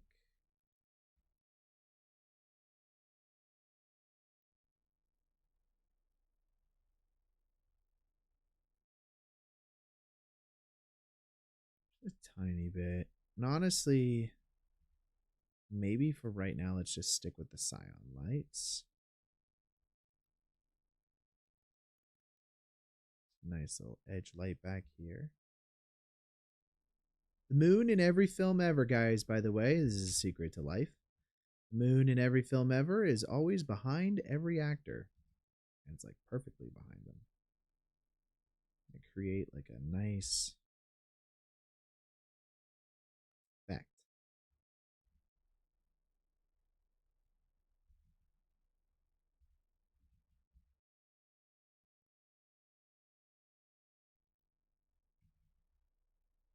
Beautiful.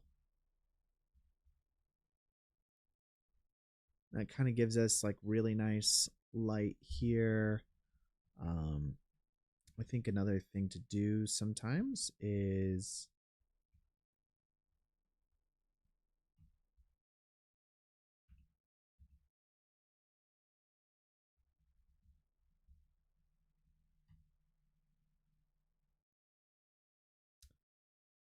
be non-reflective.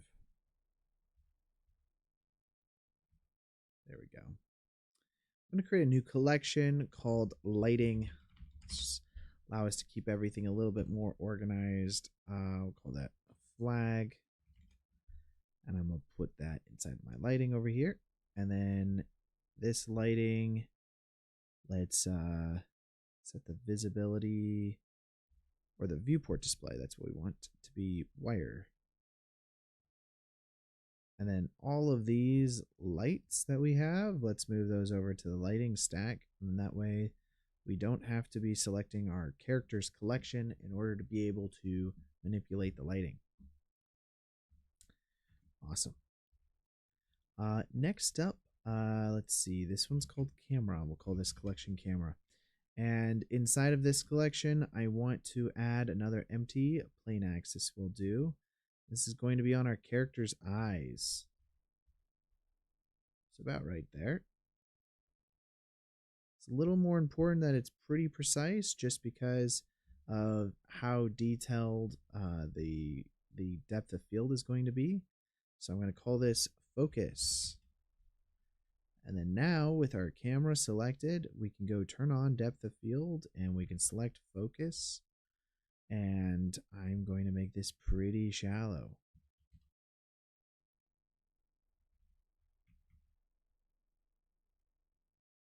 That's great. Now this light right here, we're going to turn the exposure up a little bit.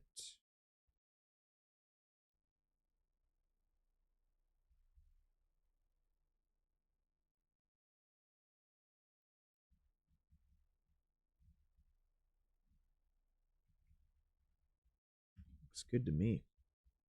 Get that little extra shadow on the front here. It's going to make our character feel more villainous.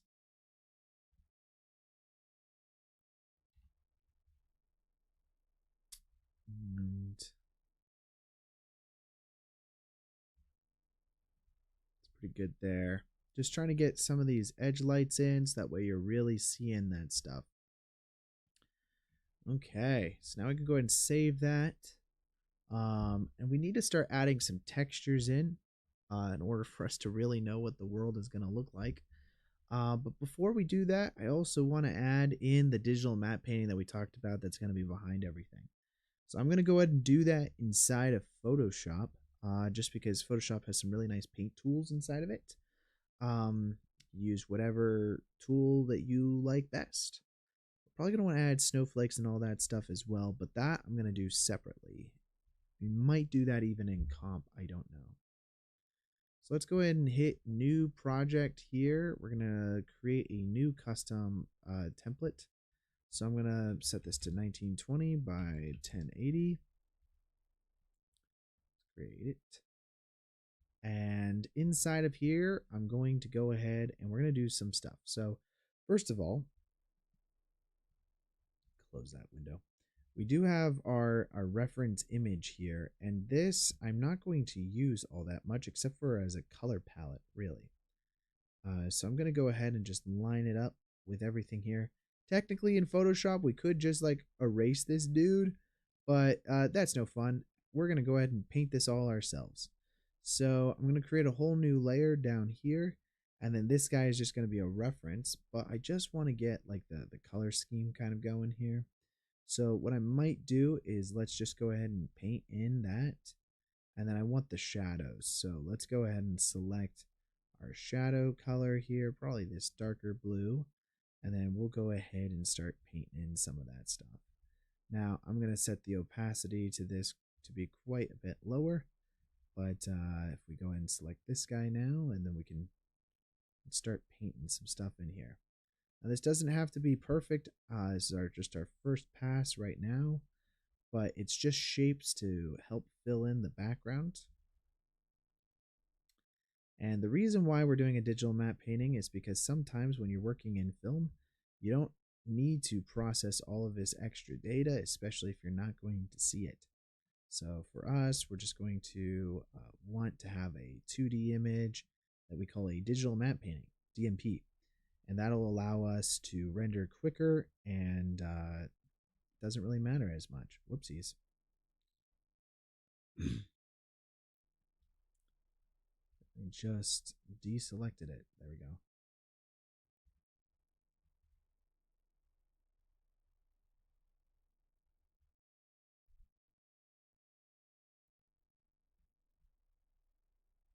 I'm just going to get some of these desaturated tones in there as well. And ideally, it's all just shadows and highlights. So let's see how well I can actually do this. Just trying to create some shape for these objects or these elements that'll be behind him.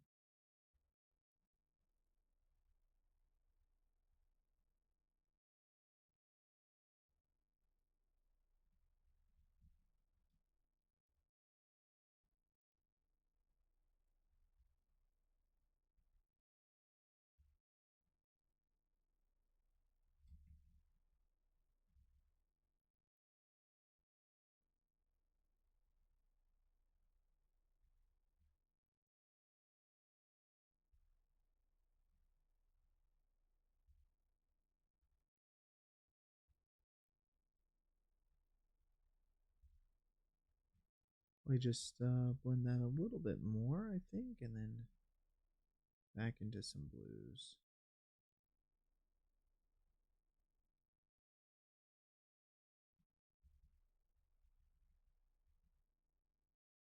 And back into some grays here.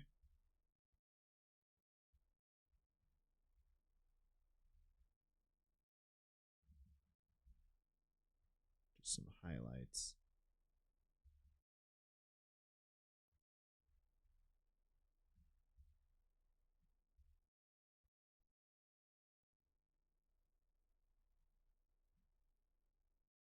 And some darker darks over here.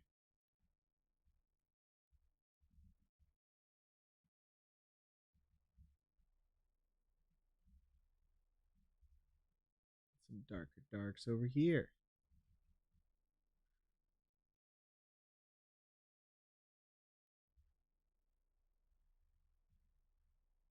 realistically, just like a little bit of movement over there. Nope. Nope. It's not the shape I'm going for. It's a little closer to it.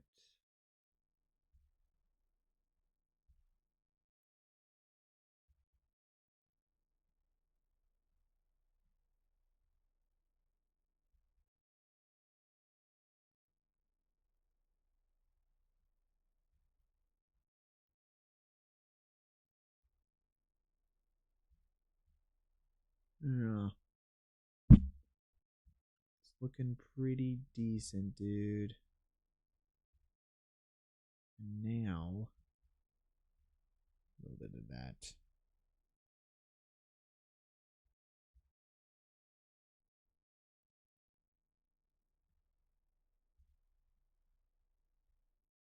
Change the opacity to a little less.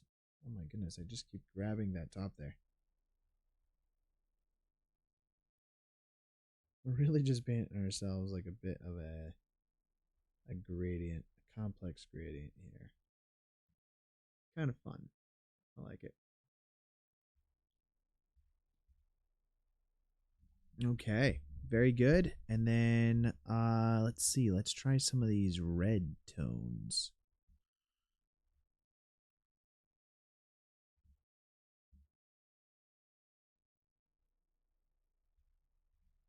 Something like that.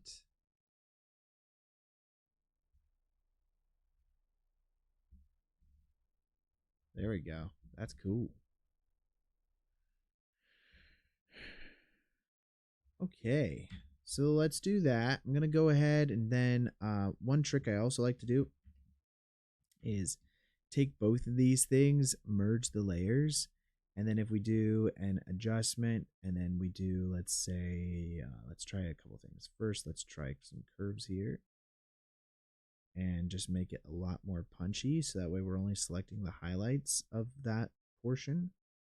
And then if we do some filter blur and then we do a box blur, we just blur this quite a bit. And then if we go back over to our normals and then we do a, I believe like a plus or even a screen would kind of do, but like what we really want to do is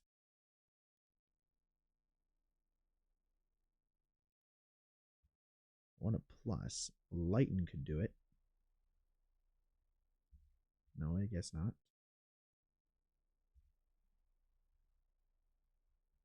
Let's try this again. Image adjustments, curves.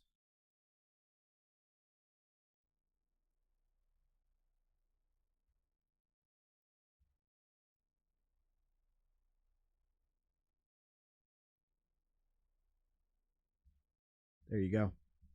So now we're just like punching up some of the brighter areas a little bit more, and we could have done that in paint, but I do think that just like gives a little bit more life to it. Awesome. Awesome, awesome. So let's go ahead and take this now, and I might even, let's see, let's disable that for a moment. I want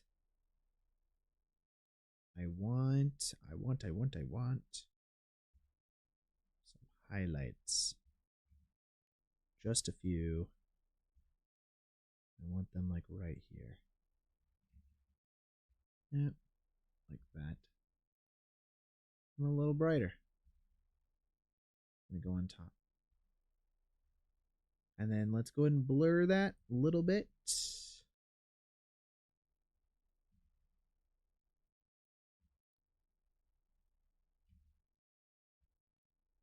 And that's just a little bit of a highlight. And then all of that.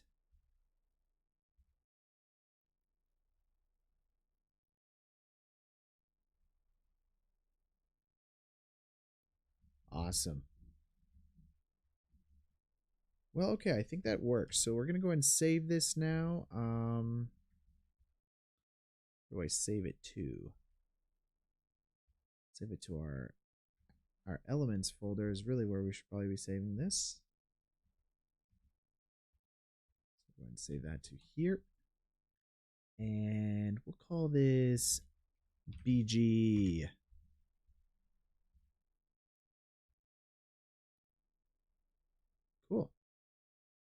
Now, if I do a meshes plane, we can go and import that same photo. Oh, it's a PSD still. So we have to export it as a PNG. We'll do that instead of EXRs for right now.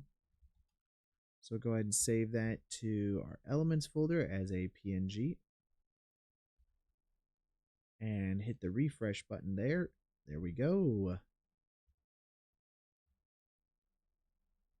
Now, I do want to make sure that this isn't affecting any lights. So let's go ahead and just, it's pretty simple. We'll just move it back to about there. Scale that guy up. And then the other thing I want to do is do a vertical split. And I'm going to change this to a shader editor. And I think we need to swap this to an emission. So let's go ahead and do that. Boom, boom, boom. Go ahead and scale that down. Grab that. We could comp this in Nuke too. That way we're not getting the double defocus, because otherwise we're going to get the double defocus. So we kind of hand painted defocus. And then now it's also doing a defocus, which isn't ideal.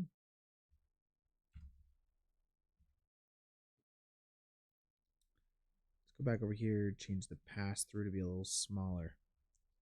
I'm going to select this background, do copy rotation, and then we're going to do copy location for right now.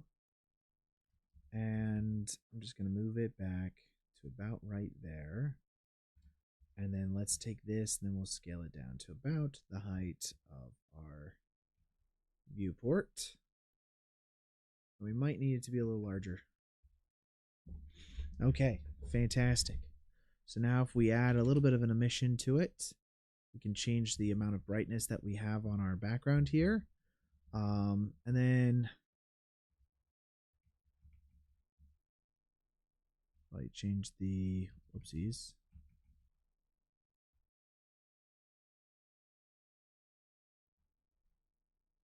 Saturation of our overall image to be less saturated.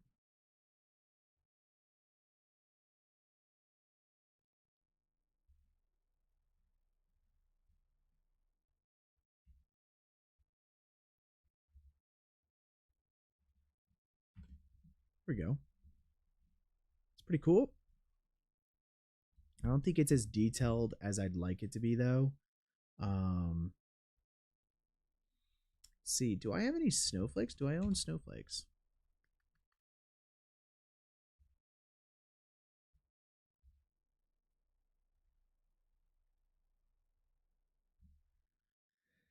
Let's see what I own here. So I got falling ash, which could work. Got these dust particles. Let's use dust particles. I actually don't think I own snowflakes. Let's go and put this under assets here.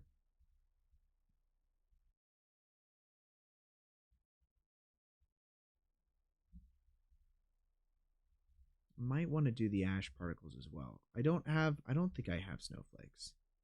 We could make our own snowflakes, but I don't have any. Let's do another image as plane, or a mesh to plane. That's now what they call it. Go over here to our assets and import our dust particles. Yeah.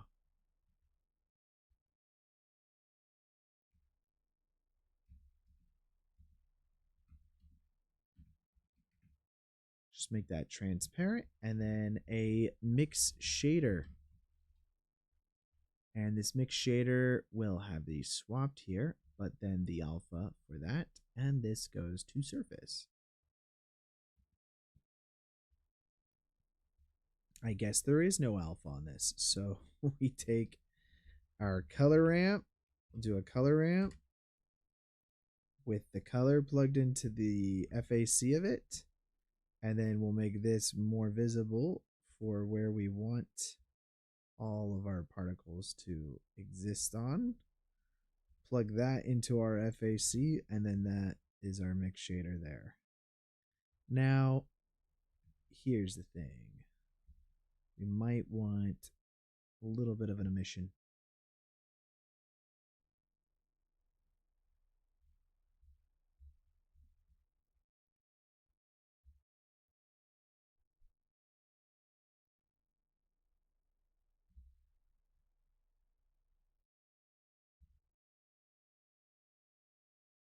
Okay.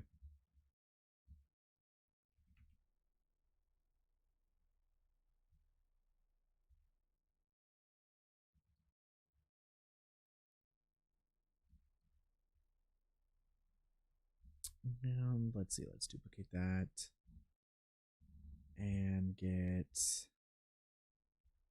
emission a little brighter on these.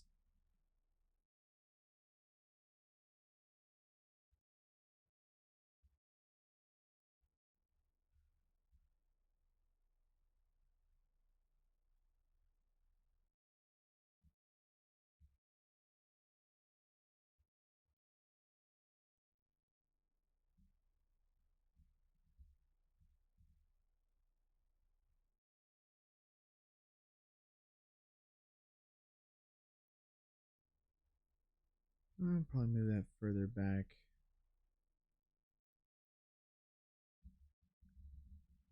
It's a lot better.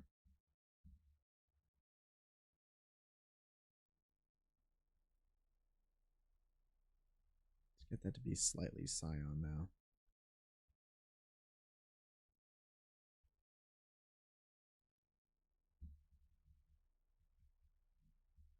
Oh, yeah, it's pretty nice. Okay, let's go and save that.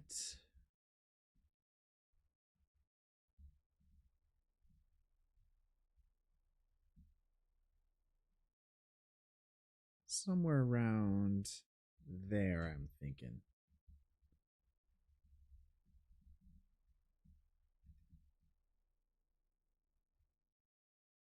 Welcome back, Nickies. How are you doing?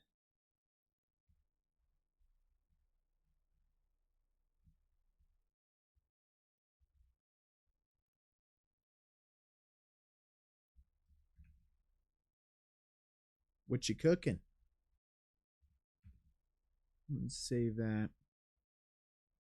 Okay.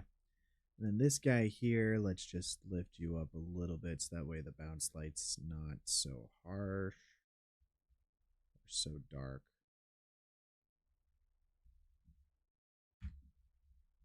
Pasta. Let's go.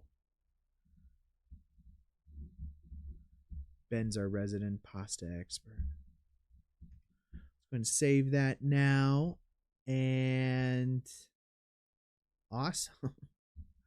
There we go, guys. Digital map painting, which we could totally have done in comp, but I wanted to do inside of Blender for whatever reason today. So there you go. I think we should start doing some textures here. Specifically, what do we have for? Let's find Texture Haven. Get some textures. I want like a wool texture, and I don't even know if they have really good fabric cloth materials here because I haven't really scoured before for this type of thing. We should, right? Maybe not. This might be fine though. Just don't like the color, but it might be fine. Let's see. You never know until you try it out. Save this to textures. We're going to save a zip for that. You know, I feel like fabric is just one of those things that can go well or not pretty easily. Ooh, dear. This is going to be interesting, I think. Because it's all one. Yay. So we can either make it all one material because it's all like kind of one mesh, or we could try separating this a little bit.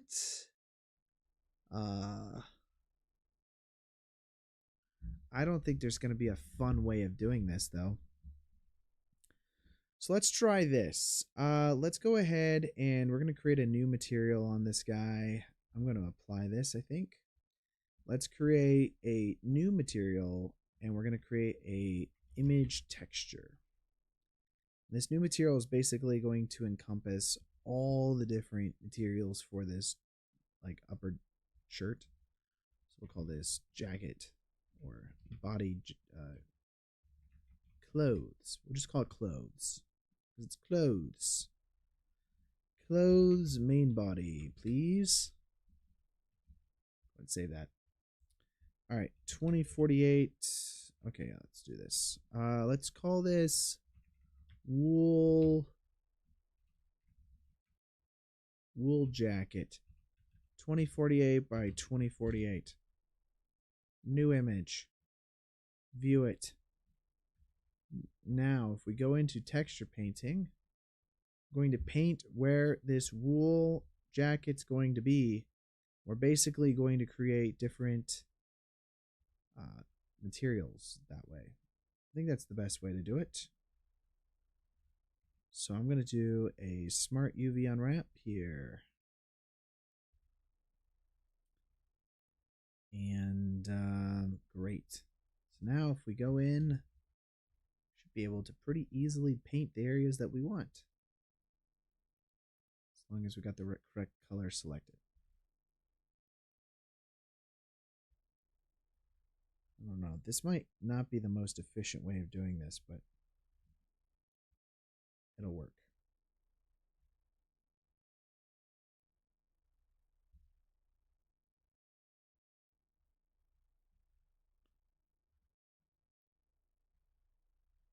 Have enough seams where we will be able to get away with it.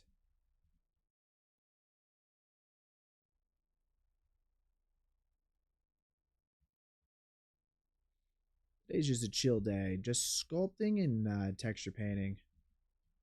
Both pretty fun things to do in my opinion.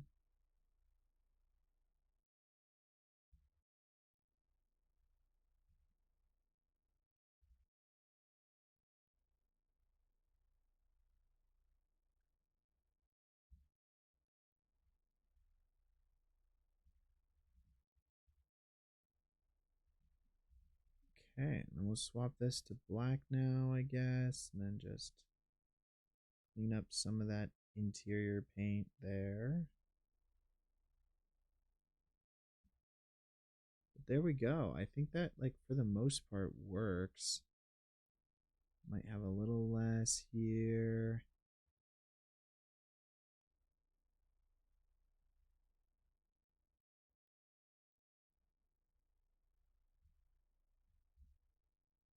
What are we viewing? Oh, is that the... I see, okay. So, let's do this. Let's go back to... We'll do image, save. And I'm going to save this to our assets folder. Under textures, totally fine. We'll just go ahead and save there. I don't think we see that, but it's really hard to tell. So I'm going to create a new collection right now called effects. And let's go and throw all these dust particles under the effects column. And just hide them. That way, they're not in our way. Then if we go back into this guy, let's go ahead and touch up some of the areas we missed.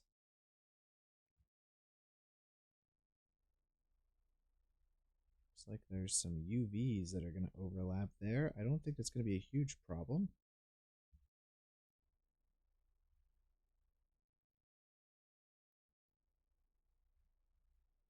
Let's go ahead and just clean up this edge from this perspective here. And just from this angle over here, I'm going to paint it back to be black.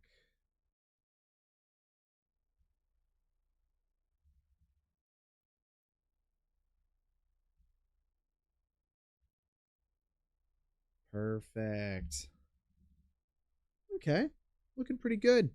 We have a little bit of a mess up over there we can kind of fix as well.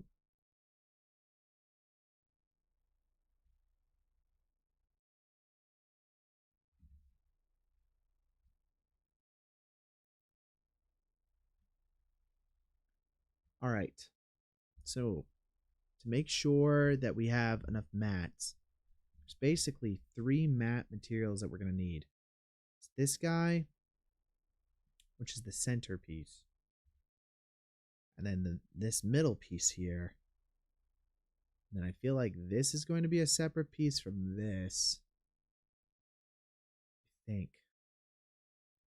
I'm fairly certain it should be anyways. Though technically it could all be one piece. So maybe I just make this whole thing out here one piece, and then this is a separate piece here. Yeah, let's do that. So next up, we're going to go, let's do this. Image, save, and then go back over here to our layout. That's our wool jacket. Now, let's create a new image texture. And this guy we're going to call new, and then we're going to call it interior wool, and then body main. Wait, what? Cancel. How did I call that? Wool and then jacket? Okay, cool. Interior wool and then jacket.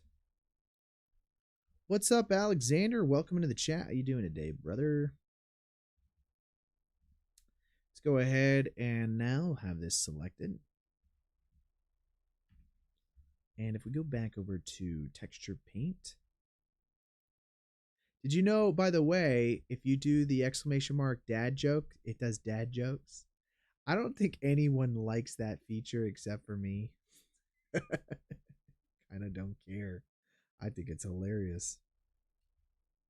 There's also like Streamlabs has this really cool stuff with duels and stuff like that. You can like duel people for points, but I've never set any of that up. I don't know. Ben, do you know much about that? Okay, on this now, I'm not going to be as perfect, and I don't want to be. So we're just going to kind of select everything in a general like with overlap, because we can actually subtract using our other mask that one. So let's go ahead and save that. Do image, save as, and then we'll just go ahead and save that over here. So now if we go back over here to layout, I'm going to use a mix color now. Streamlabs in a hot minute. Cetos would be the person to ask.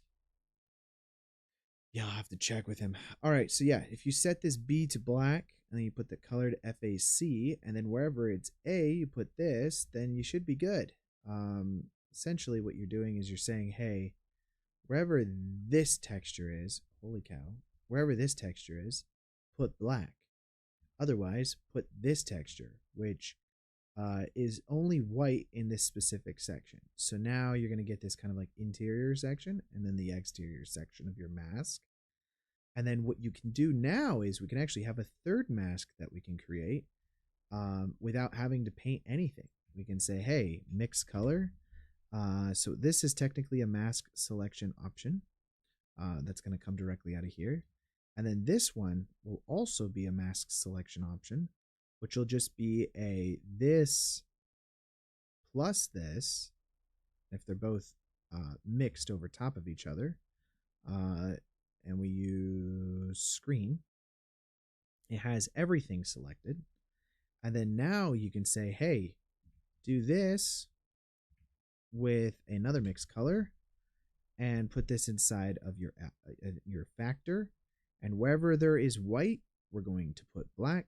And wherever there is black, we're going to put white. And so now we have a mask that is just that section. So now we should have 3 masks, essentially. This guy directly from here, and this guy, and this guy. So I'm going to use a color ramp just so that way this just goes directly to here, and we can see it very visually clear. We've got this one, and then this one. So these are 3 different masks for 3 different textures on one material. I'm going to go ahead and save. Now, we need this one material to have these all in this one object because that's the way we designed it. So let's go ahead and do this interior piece, right? So like if we go ahead and select this principled BSDF, ideally we only really want this to be where our shader says interior of the jacket. So if I say, hey, let's use a mix shader now, and I plug this factor from all the way up here into the factor here, I go, hey, wherever this is, put this principled BSDF. And you can see that it puts the principled BSDF where that interior wool is going to be. So now we can go in and we can start to texture that section. So let's go ahead and do that. So I got textures here. I'm going to unzip it. And then this wool we're going to be able to use on this principled BSDF that we already have. Now it's got, wow, it's got a lot of options here. Let's see what it says. Rotation, strength, diffusion. So we're going to want diffusion for sure. We're going to want displacement. We're going to have to figure out a better way of like sorting between those in a moment. It's got metal. Okay. Normals, roughness. I think that's all we need. So if we go ahead and plug this in now, we've got our diffuse directly on our object here. I probably want to zoom in just to see what we're doing. It looks to be that is a really big piece of wool. So I'm probably going to want to add in some texture coordinates and mapping here. And if we select a value node and select that to 5 or whatever, we'll make it a lot smaller so that wool will line up a little bit better with the scaling of our character. And we're going to want to do that with all these different textures. So now I can plug this factor into all these guys. So ideally, they all are exactly the same. So that's our metalness. This is our normals. So now our roughness should be able to be plugged directly into there. Our metalness, go into metallic. And then, of course, our normals are going to go into normals. But before they do that, we actually have to swap them to be a normal map. And there you go. That's going to give us that. Now, I wasn't really a fan of the colors, so let's go ahead and disable that for a moment. And let's see. We want maybe a noise pattern or something like that. So if I scale it to something like this, let's see, what do the colors look like? And now if I use a curves, just bring those down.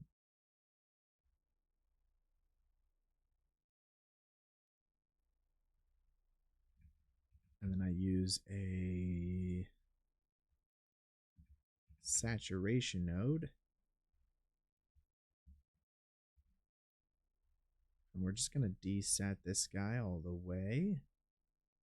Do something about right there. So it's still got a little bit of green and color in it.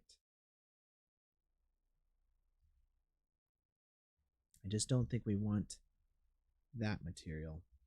So now if we plug that into our base color and go preview our base color, it's going to give us a darker knitted pattern. And that is kind of like that interior piece of the jacket. It's not supposed to be super eye attracting, but I think that overall is going to work for our material. Looks pretty good. Now, if we go preview the mix shader, you'll see that it's only in that section. Now, we're going to need to do this one more time. We need another mix shader to be in a different section. Now, think of this as like layers, like Photoshop layers or After Effects layers. It's basically back to front is how we can organize this stuff. And you're basically placing things on top of each other. So whatever we want this centerpiece section to be, we can actually kind of do it that way. We didn't have to use this. We could have said, hey, this is going to be here. And whatever this object is, which is our next material, is going to be in front of it. And we can probably try that. So let's go ahead and just duplicate our whole setup here. And this is going to be our next wool pattern that we want to have. This time we're going to use the image. Let's try that because it's a brighter color. It's the vest with inside of the jacket. We're going to use this vest material now. So if this is the going to place this material on the A input here, then the B input here is supposed to be everything else. And we can take this color ramp here and place that there. And you can already see that now this material is correctly being placed there. So then if we plug something into the other input here, it'll be this center section. And that center section is perfectly fine. So that's great. Now we need stuff to be on the outside because we totally already have the interior here. We have this exterior portion. Might want, let's try this. We're going to, oh, that's the second time I've done that. Let's do a saturation. Goodness, gravy, guys. Like, why did they add this color mix saturation on the searches? Try UCU paint for texturing. Probably should. I do strangely like how annoyingly complicated the thing inside of Blender is, because you have to like do all of this extra work. But I really should figure out a better texture engine. Okay, one thing I don't like is the orientation of how this stuff is being rotated. We can actually fix that by going into our... Oof. Okay, wait a second. So we're going to need to do that through this. So go to your UV maps. Let's duplicate our UV maps. We're going to call this for texture purposes. We're going to call it texture. We're going to go and select it. Now, inside of our masks up here, we're going to need to do some special jazz. Okay, so we're going to say, hey, UV map. And instead of this texture coordinate, we're going to select our UV map that we already had and then plug that directly into the vector. And now we're going to use this UV map as our, and we can give a better name to it. We can call this matte. There we go. And so let's go select matte inside of our UV map node here. And this is going to be for everything that is the black and white paint that we already did to differentiate between the different textures. But now over here, we're going to select another UV map. And this one is going to be called texture. We'll just plug that directly into our vector there. Now our texture one, if we select that guy, we go over to our UV editor and we can see our UVs now. Let's go ahead and actually go into edit mode here and select everything. We can make sure that you're selected on this UV map over here in the properties window. And if we select everything over there, now actually rotate this and then get a different orientation of how we want our textures to appear. So I think this is more ideal, something like that, because it's the orientation of how the shirt is. Yeah, it's looking a lot better, right? Because it's more directional. Might rotate it even a little bit more. Now the reason why we made a whole separate UV is because the other ones would get screwed up then. Our mat would move all over the place and that wouldn't be good. So it's better just to separate your UVs and then specify what UVs you would like to use. Okay, so now that we have that done, I don't know what this 3D viewport, I suppose. Let's go back out to object mode now. And we need to have the iconic Jack Skellington jacket that he has. And I don't think we're going to find anything online that's going to be exactly that. So we kind of need to make that ourselves. And that's okay. I also kind of want to fix one other thing. So this is going to be our exterior jacket. Let's delete that for right now. Those are all our mats. This is our interior portion here, and I think it just is a little too dark.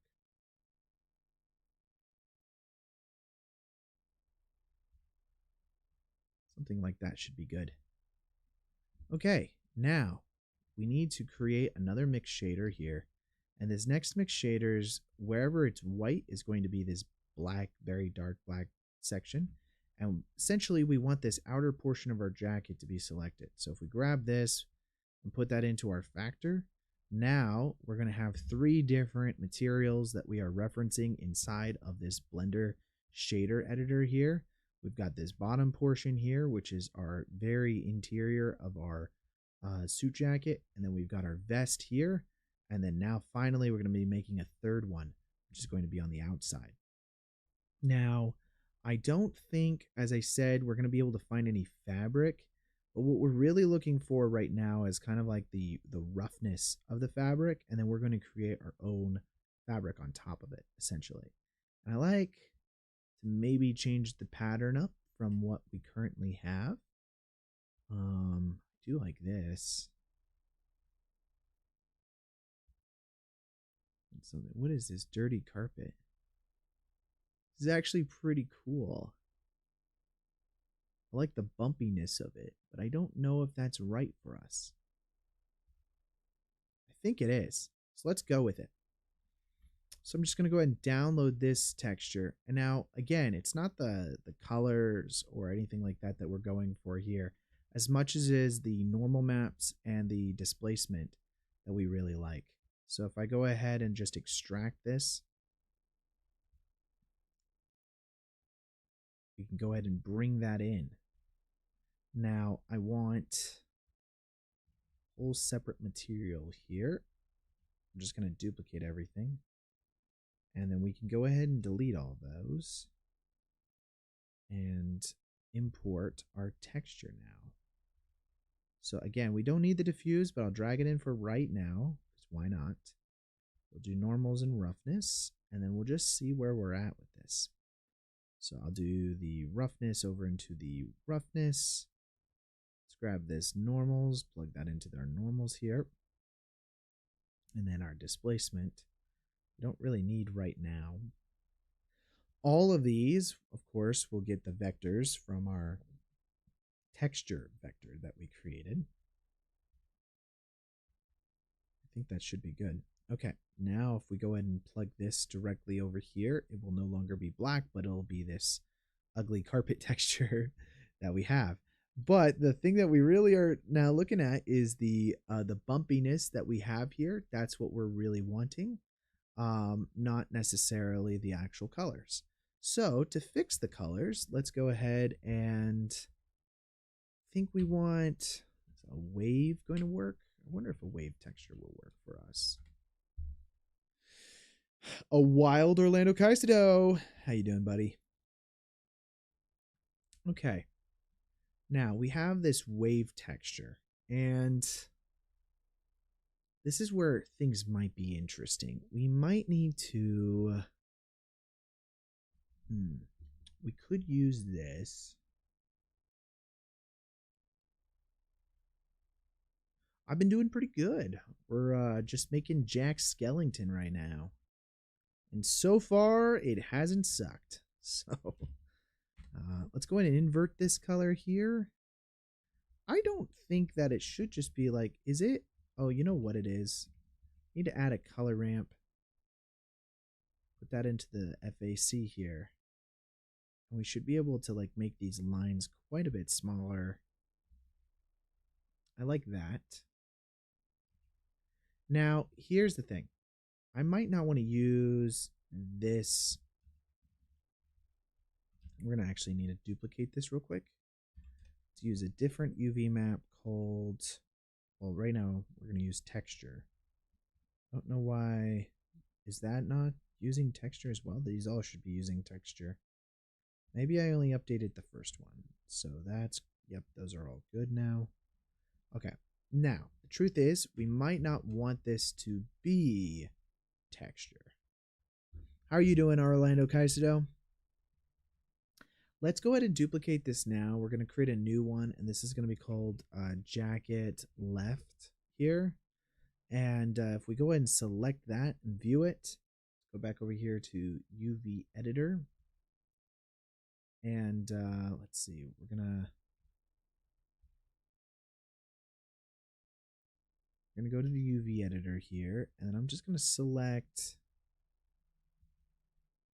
let's select this. I'm going to select kind of like this left portion, and we get really kind of lucky here. We don't see we don't see the connection part, but we want the left side of the jacket to be different than the right side of the jacket. So if I go into our UV editor here, and then we go to render view, and then turn off our thing, what we're really looking at is we just want this section over here to be rotated down, and then the other section to be rotated down that way. And we can kind of cheat. We're going to select these guys, and then we'll rotate them. Let's see. Oh, whoops. And then we also have to select on our texture. That's what we got to do here. We got to select our jacket left. And let's just go ahead and get this selected here. Why are we not jacket left? Got jacket left selected.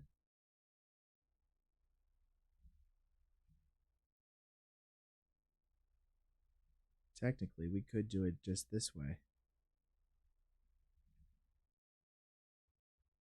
This is on the bottom, right? Yes, it is. Oh, well, that explains it. This needs to get plugged into our vector of that as well, which it wasn't.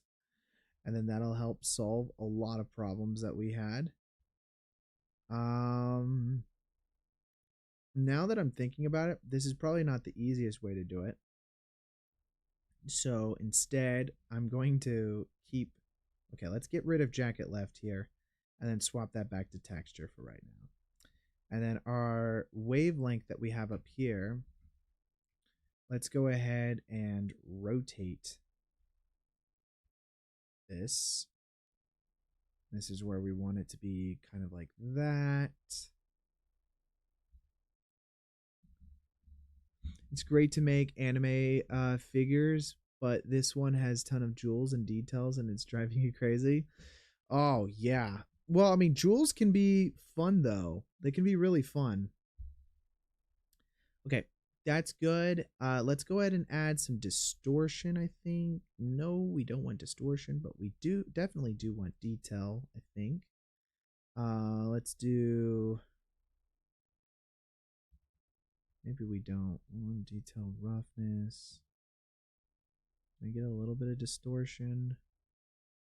And then can we do detail scale? Oh, there we go. That way we create like that effect on the wave texture. Now we need to do the right jacket next. So let's go ahead and I'm going to have to create two mats in order to be able to do this, I think. So let's go ahead and do this. We'll duplicate. This is left. This will be right. So now if we go view this guy, we go to our orientation now and just rotate him. Something like that will do. Beautiful thing. Okay, fantastic. Now let's go ahead and back to our mats up here. We're going to create a new one called, we're going to create a new one, and we're going to select the same vector, okay? And this is going to be our left mask, or left jacket. Left jacket. Hit new. And then let's go ahead and view it.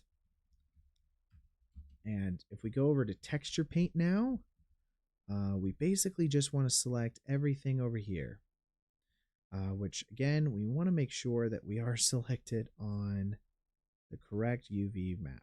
So make sure jacket left, or technically we want mask to be selected, and then, or matte selected. And we're just going to go in and just paint.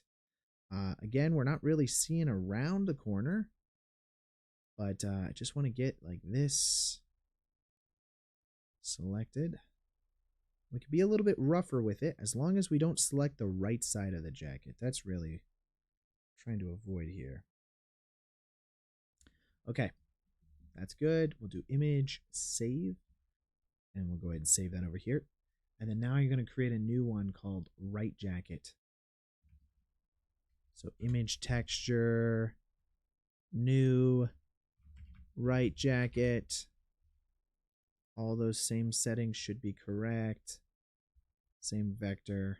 Boom, boom, boom. And let's go and view that. Now I just go in and do the same thing. So texture paint. And voila. Hard surface stuff, so it's a bit boring for you. Oh, do you not like hard surface? I think I prefer hard surface personally. I think I like the idea of being able to sculpt. I'm not as good at it, and I don't have the shortcuts. You know what it really is? I don't know if this is the reason I don't like it as much, but I don't have the shortcuts memorized for swapping between tools. So when I want to just like do something, it's not as simple as I'd like it to be. But that's why I do these live streams, because I feel like it makes it a little bit better for me and I get better at it. It's forcing me to do stuff at pace. Okay, so now we have this left and the right side of the jacket. We're going to use this now in conjunction with our actual jacket pieces over here. So let's go ahead. I need to organize this stuff. So this is our full jacket. This is going to be left. That's going to be right. What I want to do now is I have this, which is just our like overall jacket section. What I want to say is I want to say mix color. And then I'm going to say, hey, wherever the white of this is, no, wherever the white of this is, we're going to put this. Otherwise, black. And what that should do is just give us the left jacket. There we go. And then we're going to do the same thing. We're going to say, hey, wherever the white of this is, put this. That gives us the right jacket. And now, when we go over here, we've got these two colors. And both these colors are going to be used. They're actually technically going to be masks, or they'll be colors. Well, yeah, that's fine. We'll say mix color, and then take the left factor here, and we're going to put this in the B if it's left, and then this if it's black. I think technically we could even just put this right here. So now we should have two. One's left, one's right. And you can kind of see the two different materials that we have. In your case, mostly do sculpting, so it already know the shortcuts. Yeah, I just got to do more of it, I think. Doing hard surface to get out of your comfort zone. Yeah, which is what I am exactly doing today. All right, so now we've got this all set up. We've got our lines for the left and the right side of our jacket here. It was a little complicated, but now we've got it. So these are our materials that we're going to have. I do think there should be some variation in the color. And what's the best way to do that? Let's do like a noise texture and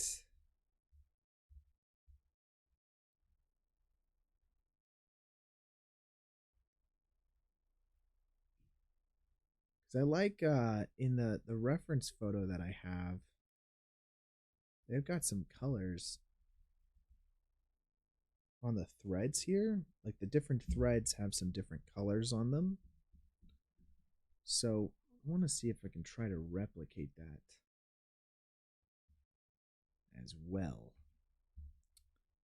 Okay, so we do have this though. We could, for right now, at least plug this into our base color here. And so now if we go and view our main material, you're going to get a jacket with the lines being left and the right. And we go and view that in camera view. That is ideally a little bit closer to what we want. I do think though, probably want the scale to be larger. Do we want that?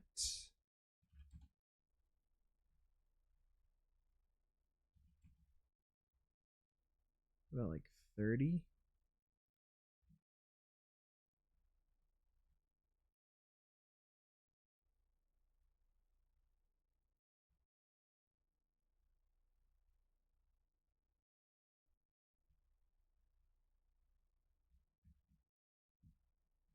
Hmm.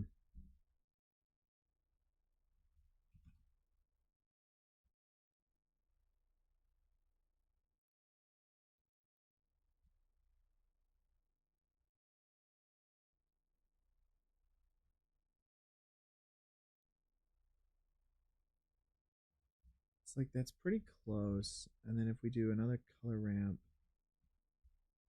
okay.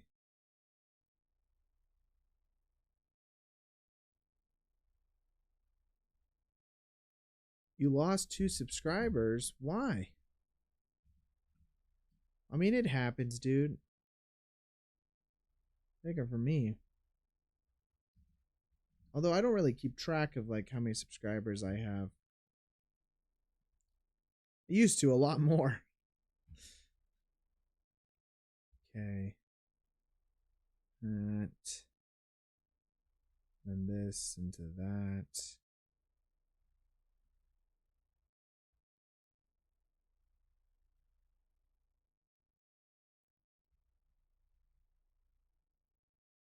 Oh, yeah, this then gets duplicated to this.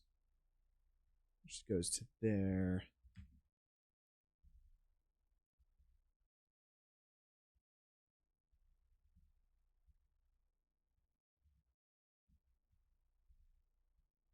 Okay.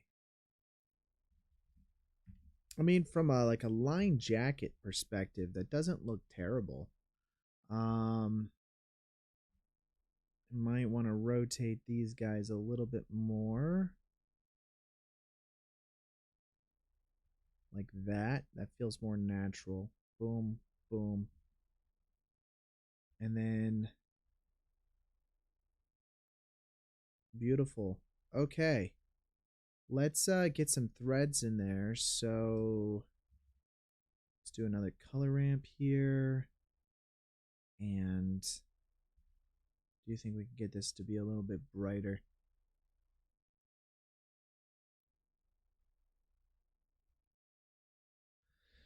Okay, that's good. Now let's get the displacement. I think the displacement is what we really want. That's this guy right here, and I'm not going to have it go between the different displacements because I do feel like probably actually not even use that one. I like this one, so let's go ahead and use that. And if we go preview it, see what it looks like. Um, we should probably set up the vectors to be the exact same as our texture. So let's go ahead and just move this over here and set this up vector here. And if we preview that now, and we set this up to have a bump on it, we'll do the color into the normals here, and then the normals into the displacement. And voila, that's going to help quite a bit. Yes.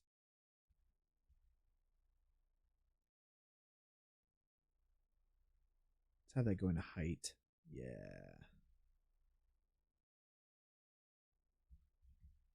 Go ahead and save that.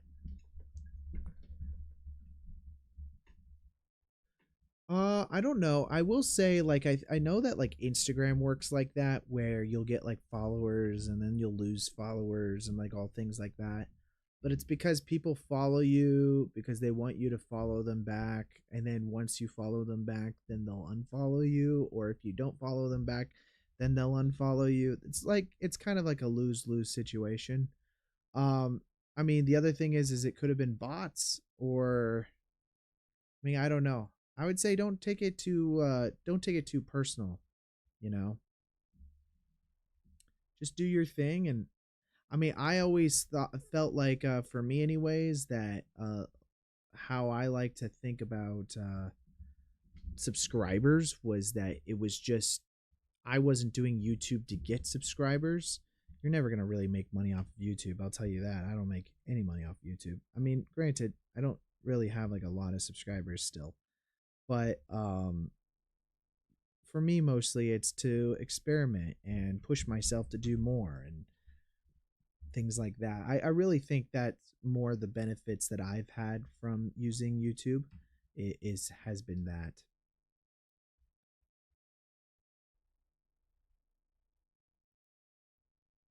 Bots too. Yeah, like what Ben said. I feel like it could be bots. And then YouTube goes through and purges a lot of their stuff. Okay. Let's see, what do we got here? So this is clothes main. So if I select clothes main, and we're going to duplicate ya, clothes arm. I'm just going to have this material, I think, be the only thing that I'm viewing. Perfect. And then on this one, we can kind of just delete everything else. We don't need it. Just need the jacket.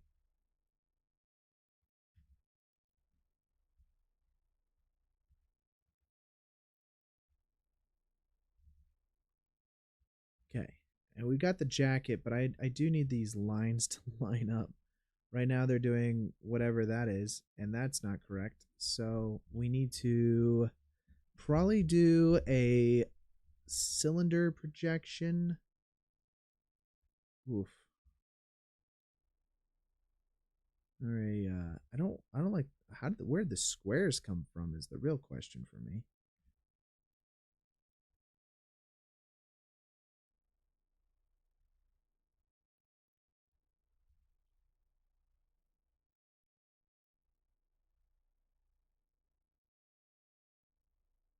Unwrap angle based. I want it to be like why is it not doing that?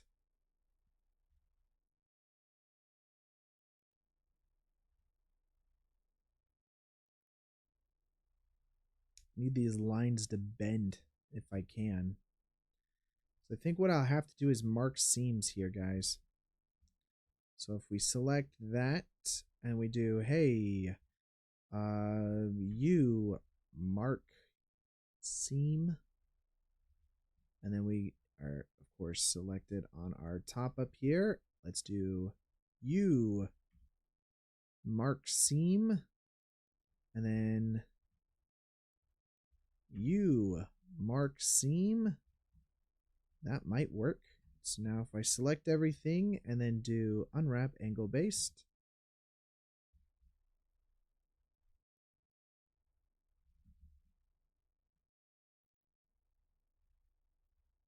oh, well, there is no texture. That's what's going on here. Okay, wait a second. No wonder.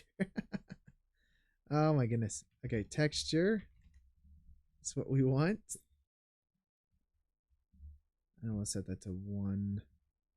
Oh no, that's fine for that. Where's our lines?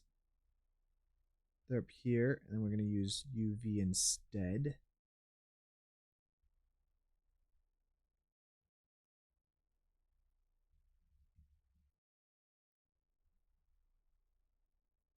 I'll use the same vector for both, right? Okay, so the lines are kind of following, which is great. So now we want more of them.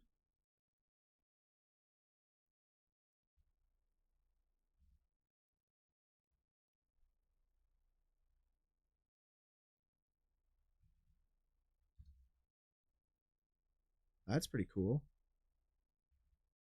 Let's do a little bit less on the scale, though.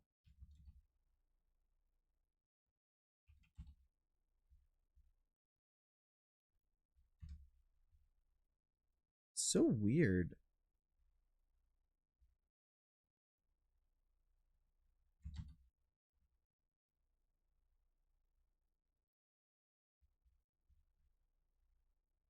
Will that help it? Yeah, that did. Okay, that was strange. There we go. So now the lines continue and then up the arm. That was crazy. Did I camera track Bad Omen in Blender or in Nuke? Well, that's a good question. So not every shot was the same. Actually, let me just tell you which shots were which. Why not? Let's take a break. We're going to take a break, guys. Take a break. If you guys haven't seen my film Bad Omen, go check it out. But in the meantime, I'm going to show you some cool scenes from it. So this right here is, this was tracked in,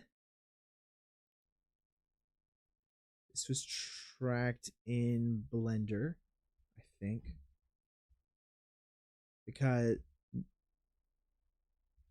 no, this was tracked in Nuke. So this was tracked in Nuke and then exported to Blender. Okay. This shot's full CG.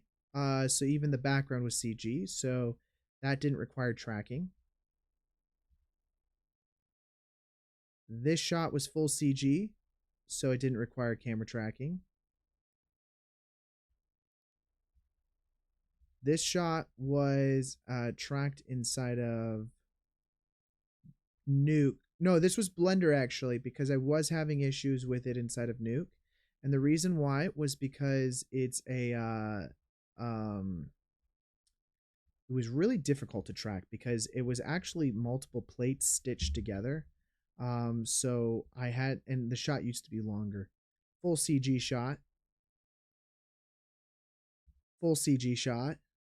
Full CG shot, including, by the way, this is kind of fun, including him, which is actually which I guess I should be full screen on this, shouldn't I? Including him actually, which is the actor, but it was a photo scanned version of the actor.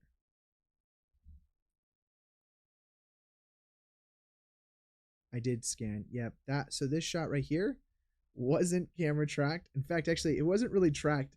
I eyeballed the track in Blender because I was like a little lazy and I knew there was going to be an overlay, so it wasn't anything crazy. That shot's full CG, including the CG double.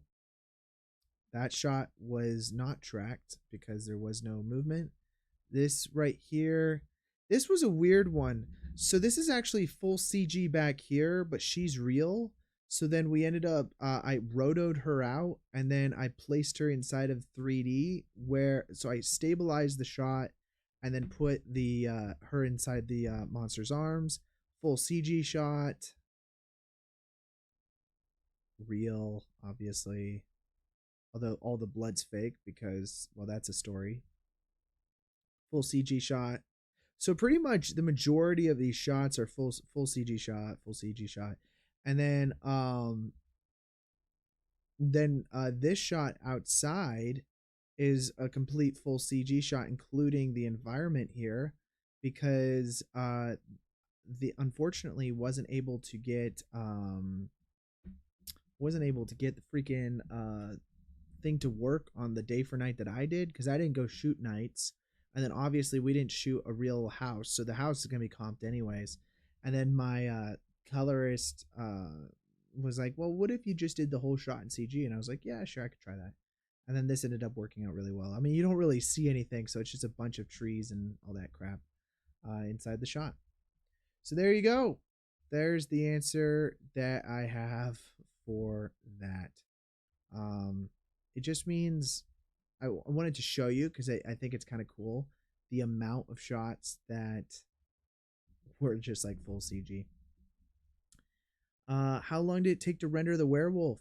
A little bit of time. It was like I'd go to work, and so in the morning before I'd leave for work, I'd hit the render button on my computer, and then I would go to work, and then it would be done probably around 3 p.m. that day on like a per shot basis. Like that was pretty much standard.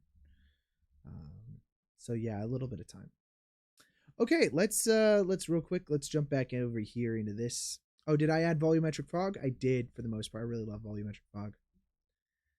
This is now got to have some materials on this guy. I think the jacket, it's not great, but we'll screw with it. Any fuck ups? Yes, many. The hardest shot to do was the ripping in half shot. because it it wasn't what I wanted. Okay, so the reason why I said the blood was another story was because initially, let me see if I could pull up like an old cut. I almost want to show you guys because it's kind of fun. It's kind of fun. Let's see, screener. No, it's not screener. It'd be cuts. Let's see if I could find one of the more recent cuts that it wouldn't have been changed in. Let's see. Maybe this one. Let me take a look. 2023. Guys, that was so long ago. 0411.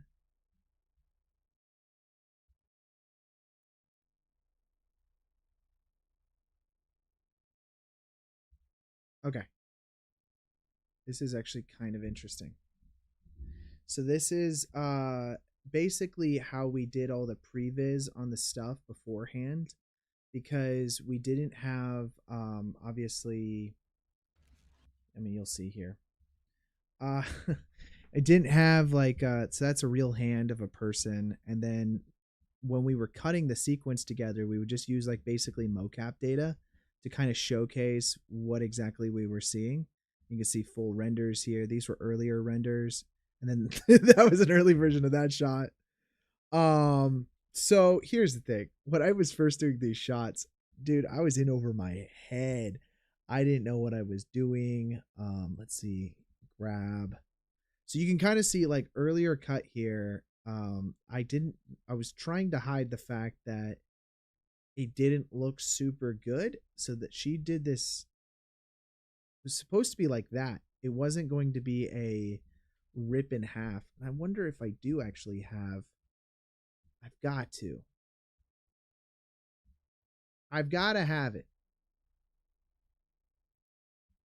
I know I do.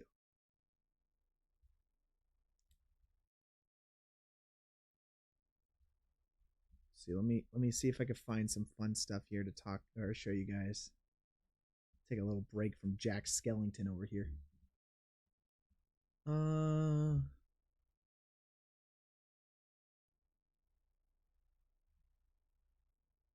Logos. I just don't know what I deleted and what I didn't delete, you know?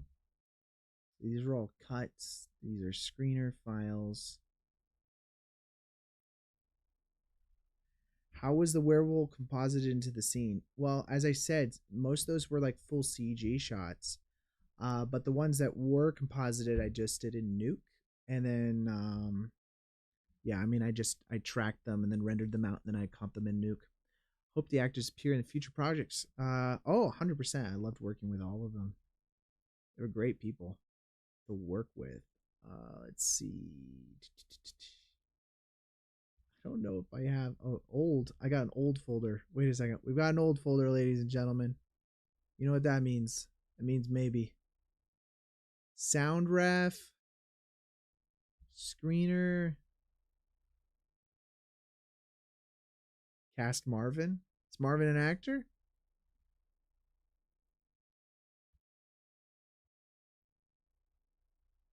Okay, why is this is like my whole folder here. I'm trying to figure out how to like be able to preview this. I don't know how Frame.io changed the way their thing looks, and I don't like it. Oh, here we go. Okay, these are all sound refs. If I sort by date, I imagine date uploaded. This now is going to be the latest and greatest. Oh yes, this is it. I found it, guys. So this was kind of like a bit of an older cut, and so he still gets slammed all the way over there. Looked really bad, not gonna lie. We never liked it. I always had a problem with it. And so then anyways, when it got to here, I wanted the rip in half moment, because realistically, here's the thing. The actor was supposed to get like a crap ton of blood just like smashed up on them, but that didn't happen because on set special effects stuff doesn't always go the way you want it to. And so when I had to do it in VFX, I didn't like the this angle of how the blood went. This is actually I how it was supposed to work in the oh whoops. I think I accidentally went to a previous cut there. So this was the shot. So he does that. The blood was supposed to hit him, and then she was supposed to drop. But it was always confusing to everybody else that I showed it to, like what happened to her, because they never knew what happened to her. So that's why I changed it to the version where she does get ripped in half. That was the earlier version. So as far as screw ups go, that would be a pretty bad screw up. The first ever render, well, this is like a screw up. Obviously, that looked terrible. Yeah. So there's all sorts of things. I mean, it's just the process of filmmaking is that, right? Like, I mean, you just test things out, and then if it doesn't work out, you do something else, and then you just keep doing that until you do something that works. Okay, I'm gonna do one more thing here. That's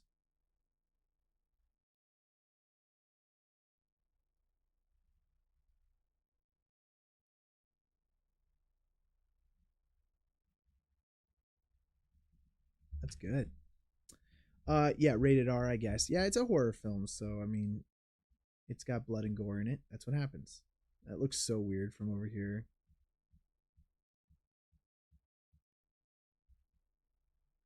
I'm fine with that. I think I'm also cool with that. So I just probably keep it this way. And then now let's do the head material. Okay. So I feel like the most challenging part would be getting a fully 3D character to match the scenery. Yeah, it's why I cheated. I think it's cheating, but it's not cheating necessarily. That's why I made it full CG shots for the majority of them. But I mean, ultimately, in the end of the day, my favorite shot is the one where the werewolf pushes the table to the side. I think that's the coolest shot in the entire thing, and that one is composite. Actually, I also really like this one. Um, but my favorite shot is this one. This is my favorite shot in the whole film, and that's composited with the hug was so friendly that she died. It was too friendly. It was too friendly. The werewolf gave her a hug and dropped her. Exactly. And the previous cut, it was like, ah. And then he's like, here you go. And then she was like, ah. And she falls over. Can't believe the red Komodo is $4,000. Still expensive. Affordable compared to the previous red cameras. True. But I will say this. If you're looking into buying a camera, don't unless you want to be a DP. I don't think it's really worth it to buy one unless you're professionally working. I know a lot of um, I know a lot of DPs that do work professionally that don't even own cinema cameras. So don't feel pressured to buy one. If you want to make a short film or something like that, then first of all, I mean, you got a cell phone, and cell phones these days are so good that you could probably use them for actually making your film. And so honestly, like, just do that. If you really want to make with a better camera, you can rent cameras too. So there are all sorts of things you can do. You don't need to buy a camera in order to make a film. Okay, that's close. Let's do a 160 on this guy. That's about the right size. Now the problem with this bump is that it's coming outwards when we really want it to go inwards. So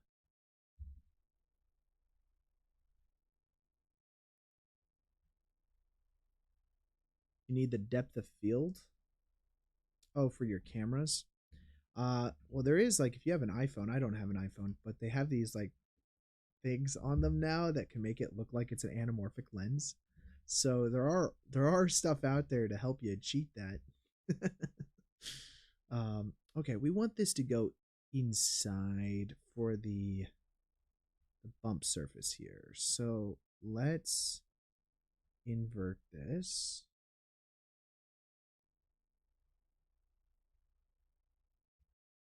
Didn't really do us anything.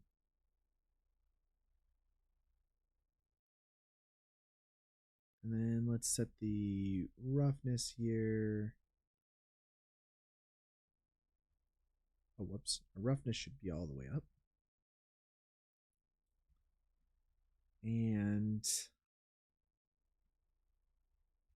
what is these? What are these lines? Is that coming from this?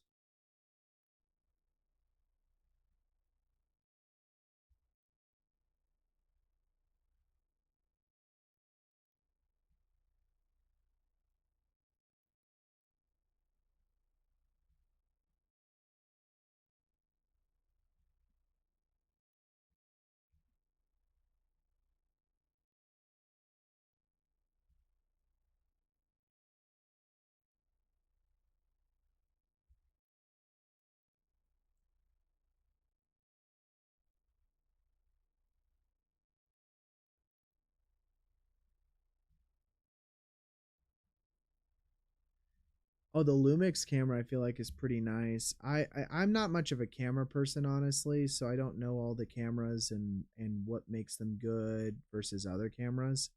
So I wish I knew more about that. But even when I was in college, it was always my roommate who knew a lot more about that stuff than I did. I kind of just I just kind of always focused more on the storytelling aspect of things. That's what I really enjoyed.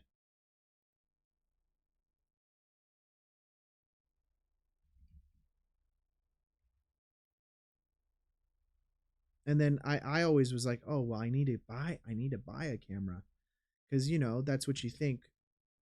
But I don't I think I've realized since then that really if you want to tell stories, that's not the expensive part. I mean, I guess it does make it so you can't just go out and shoot something like right off the bat, but like whenever you want. So I have friends that have bought, you know, cameras and stuff like that, and that's great, because then they could just go shoot stuff whenever they want. Mine is a little bit more of a process. I have to like plan and storyboard and set everything up properly. But because I want to make sure my projects are really good. But the truth is, I'm gonna hire a DP anyways, and most DPs have their own camera. I didn't want to be a DP though, so it wasn't something I was too concerned about. Okay, let's use the magnify tool on this guy.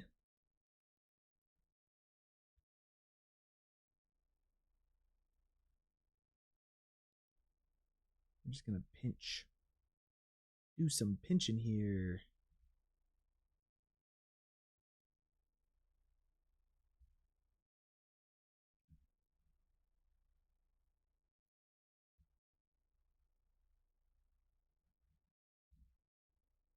Yeah, for a while I was like looking at because they had the red scarlet. I think was when I remember when they announced that like on the Apple website that you could buy one, and I was like, oh my goodness, I have to buy one because I want to make my own films and stuff. But then it was like shortly after college that I kind of like realized like, oh wait a second, I'm gonna want to hire someone anyways to run the camera, and I guess I could own my own camera, but the other thing is technology is one of those things that it's always upgrading and updating and whatever. And so I kind of just like that's where I just decided to do what I did. And not saying it was the right thing to do, but it just the way that I decided to do that. Oh, that is so much better, guys. Pinching that worked so much. It looked terrible before, honestly. Would you allow your DP to shoot on a Nikon camera?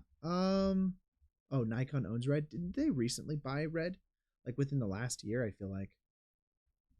I see. Here's the thing. I don't think I would care what camera someone shoots on, as long as it can get what I want my image to look like. That's the important thing for me, is more about the final result. And I know that you can achieve final results with whatever tool. It's actually more about lighting. Lighting is more of an important thing than cameras themselves. But, like, so good, proper lighting, good, proper time to set those things up, good camera shots so that you are telling the story the best way. That is far, far, far more important than what camera body you're using. Actually, even the lens is more important, I would say, than the camera body in the end of the day. Okay, I don't really like some of this underlighting that we're getting here. Not a fan of it. I want this kind of section here to be a little bit more in shadow. So let's do this. I'm going to create a new material here. I'm going to make it black. And let's see, we're going to bring that down, I think.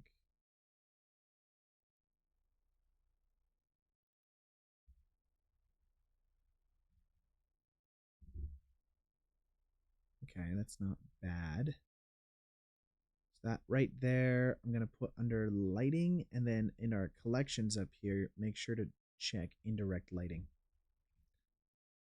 This is not going to be visible, so I'm going to also make it not solid in my viewport. Make everything a little bit easier. Yeah, a little bit of negative fill maybe. I have to be careful though, because I don't want it to be too dark on the front of the face. I'd rather it be flatter on the front of the face here. Even this flag here, I kind of want to have a little bit more bounce to it, just to create a little bit of flatness, but then underneath have a bit more darkness. So even here, if we place this down below like so, I'm going to place this under our lighting. And if we create a new material for it, just make it black and very rough.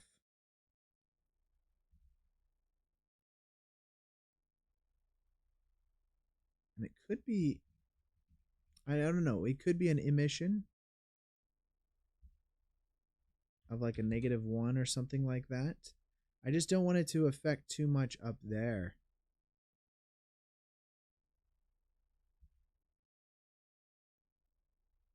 Let's do a -0.1. -0.3.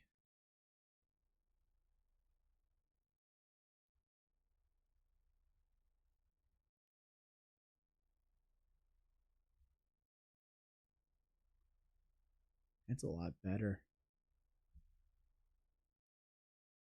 And again, we can go ahead and place this with a wire, just so that way it's not super visible when we don't need to see it. Okay. Let's also select this. Make sure this is clothes arm. I think it could be the same material. I want to call this texture. And let's do a wrap angle based. All right, it failed. That's cool. Let's do this. We're going to say mark seam and mark seam.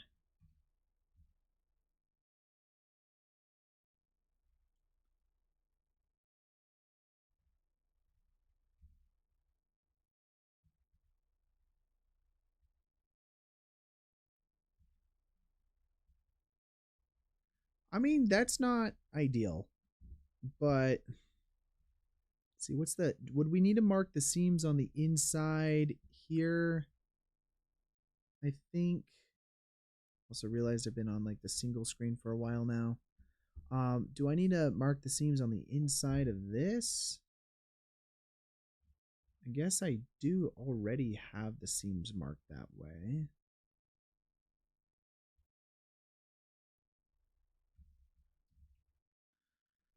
Hmm.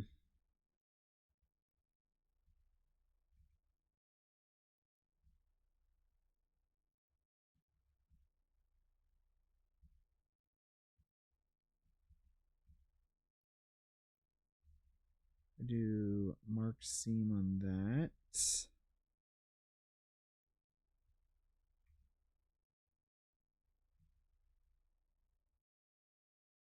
Hmm.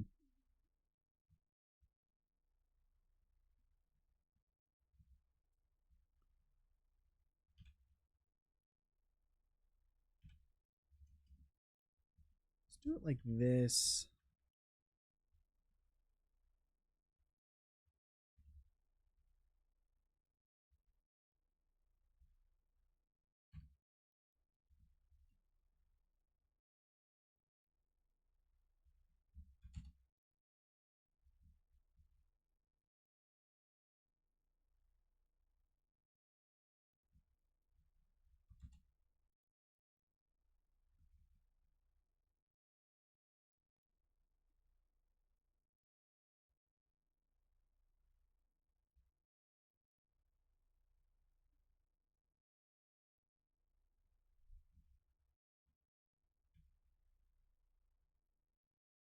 There we go.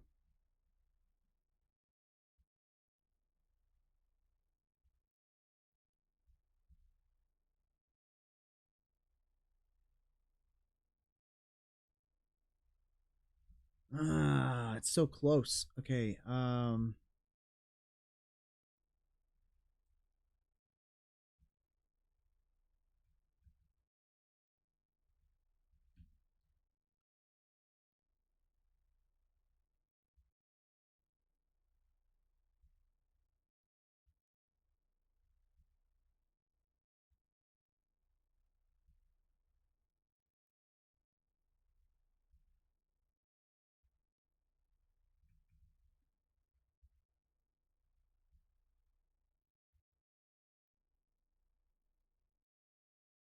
Here we go. That way the lines kind of follow a little better. Now let's just select these as well.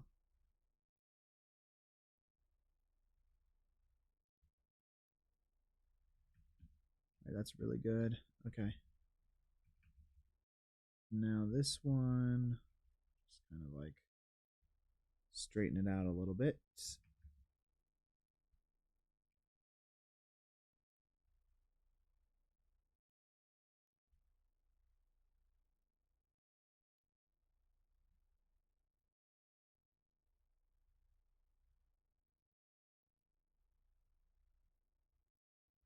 That's not bad. And then let's do this one now.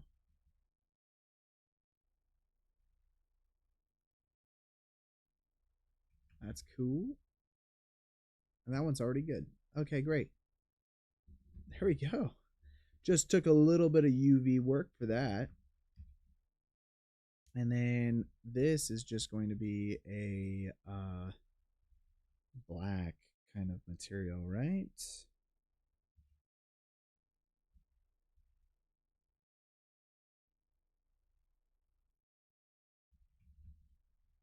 We'll also call it texture. And get rid of the get rid of that and just make it, oh, whoops, duplicate it. Clothes cat head, cathed, and we'll just go ahead and make that black. All right, camera view that. Guys, we are getting there. We are certainly getting there. I think we want more of a brow there, don't we?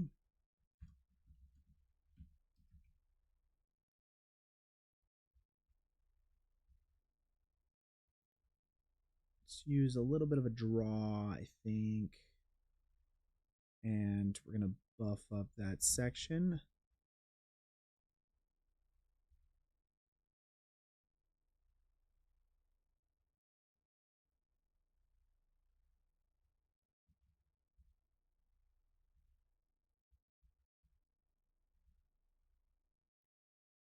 back to sculpt mode here. And then we'll just inflate it, I suppose. Again, needs to inflate, not deflate.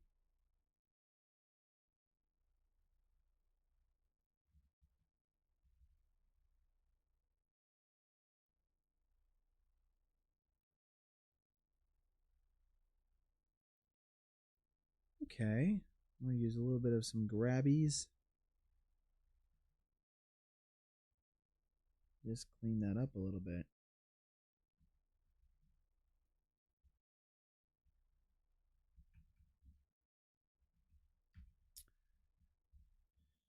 All right. Oh, I do. Oh, I do save. Oh, I haven't saved the Blender file at all yet. Oh, no! Hey, wait. I should probably not joke about that because I have done that in the past. So it's not exactly like I am, you know, I'm not exactly, what do they say? What do they say? I'm not, I don't even know what I'm saying right now, guys. I don't even know what I'm saying anymore.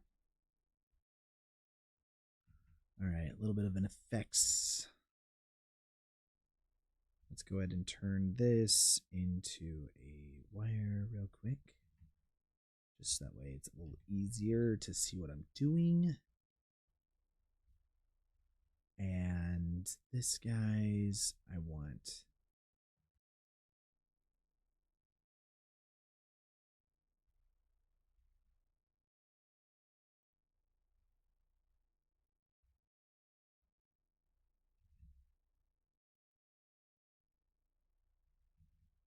Looks good to me. I like that.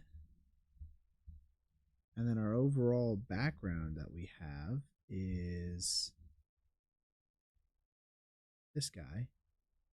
And let's set your saturation to a 1.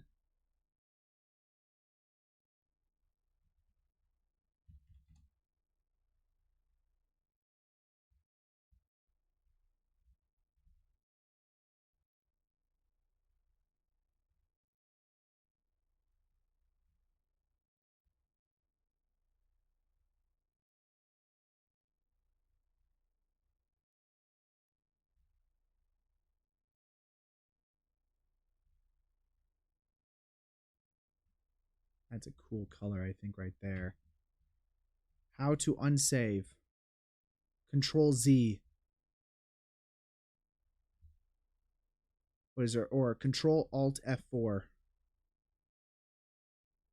I dare you to do that one.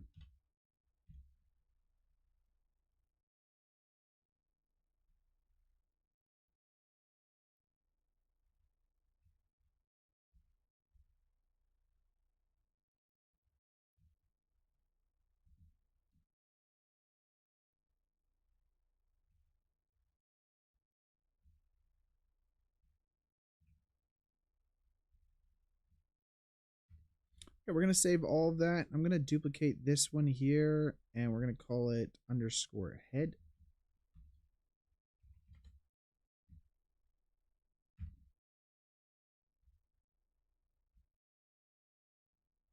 Okay. Also, our cat head right here, I want it to be a little darker.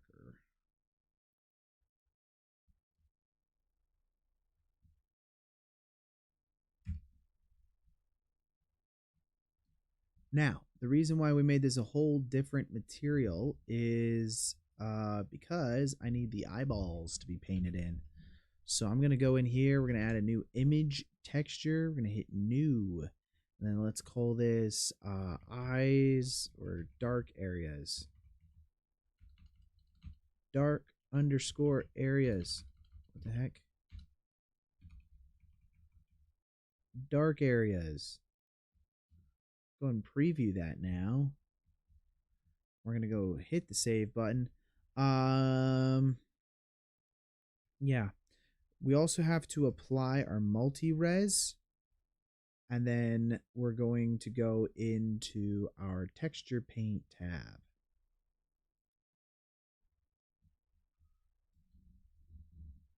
Now, counterintuitive to the colors that we're gonna want. We're gonna paint white wherever we want the areas to be black.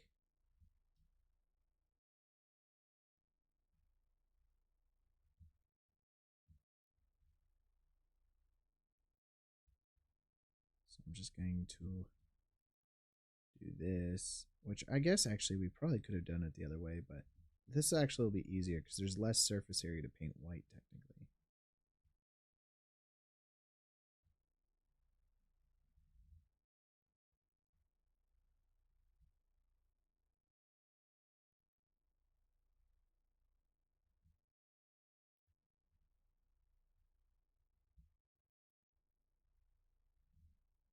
Okay. Luckily pretty clear where all of this is going to be painted. Oops.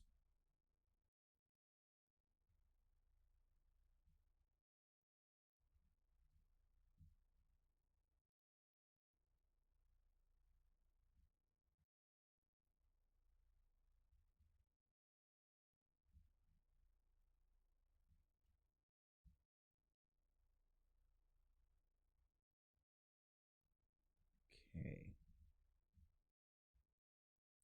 And select all of that.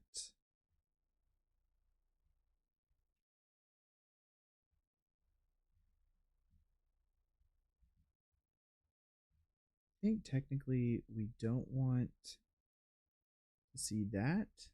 Whoopsies.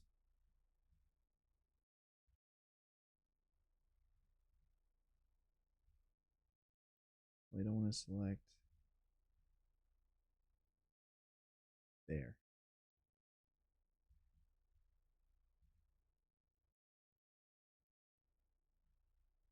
And then now we just paint white on. Yeah, we're not really seeing the inside there anyways, so it doesn't matter too much. Okay, and then now the nostrils, which should already be pretty dark, but I'm just going to double check it.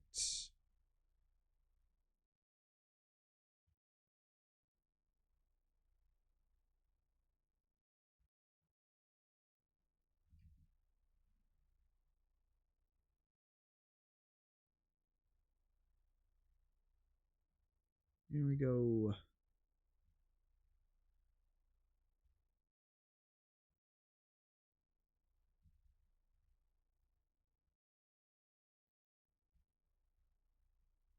And then now the mouth, which we should be saving this as we go along, because the worst thing is about this texture paint part is that it's not recoverable unless you two actually have the file saved. So that is a little sucky. All right, this will be exciting.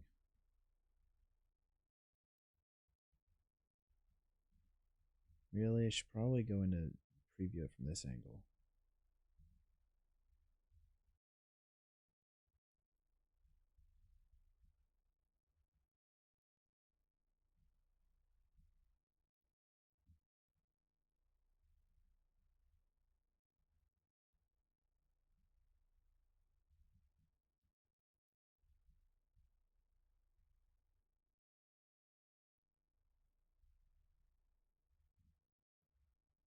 I'm going to be pretty sloppy first, and then I'll probably go through and fix these things.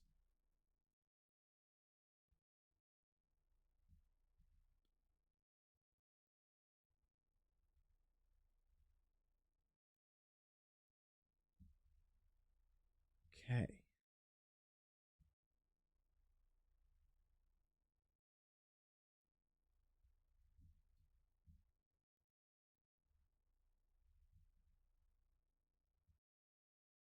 Just clean this up now on the outside lips.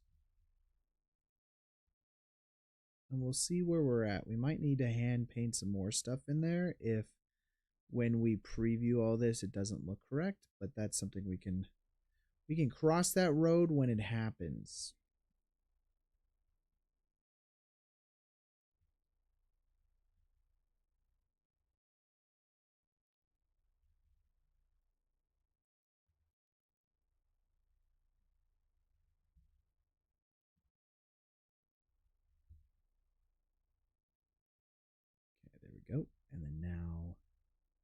Harder part, honestly, is going to be the lower lip.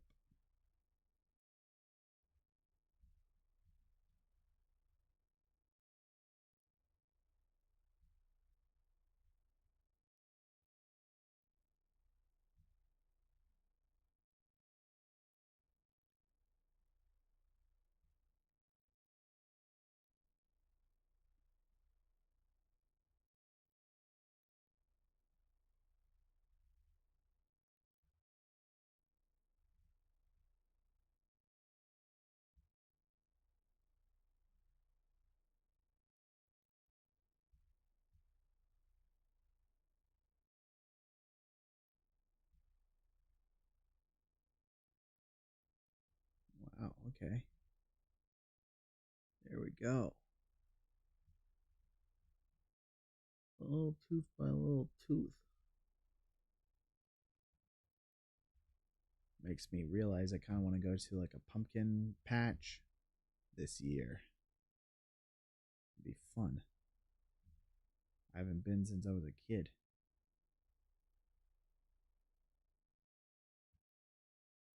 I guess maybe it is a kid's thing to do. I don't know. I got that nostalgic thing where it's like I want to do all the things I did when I was a kid.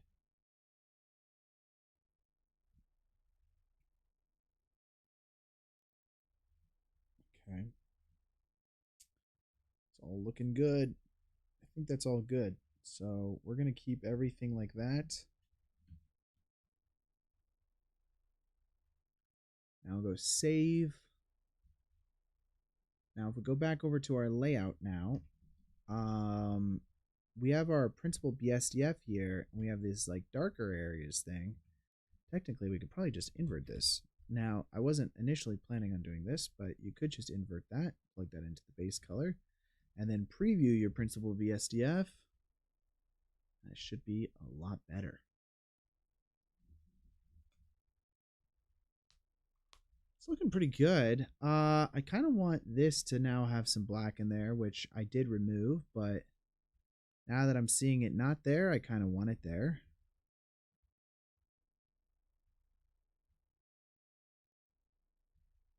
So we'll swap this to some white. I'm going to try to match this as much as possible, so let's do that.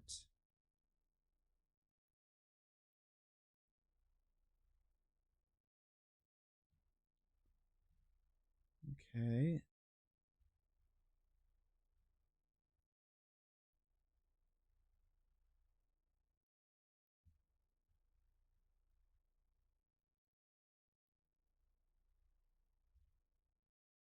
Okay. Save and save. Go back over to our layout. Preview that.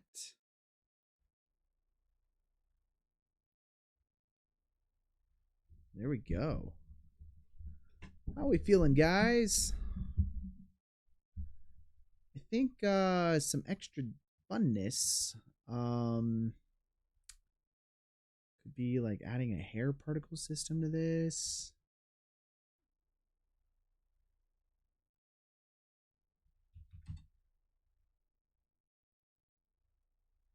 And let's see. Let's add a new material.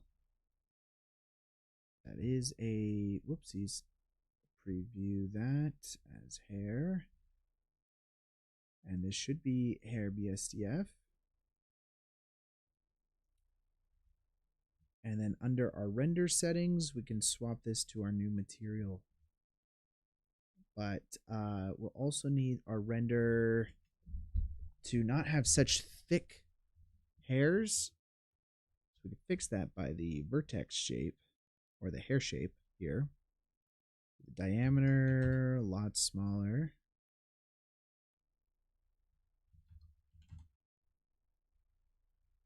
.05 is pretty cool. Maybe twice as much as that. 0.1. Oh yeah. Now, let's see.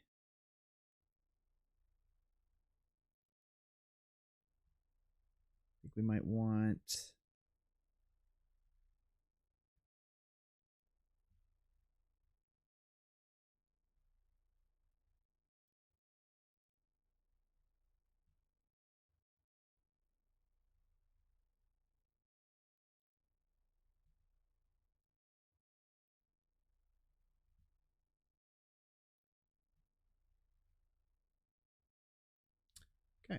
let's go over here to our particle edit.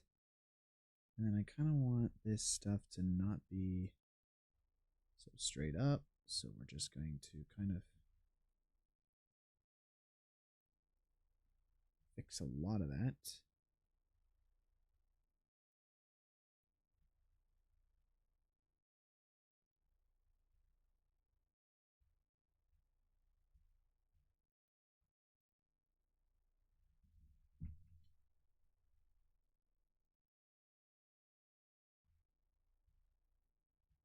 It's pretty cool.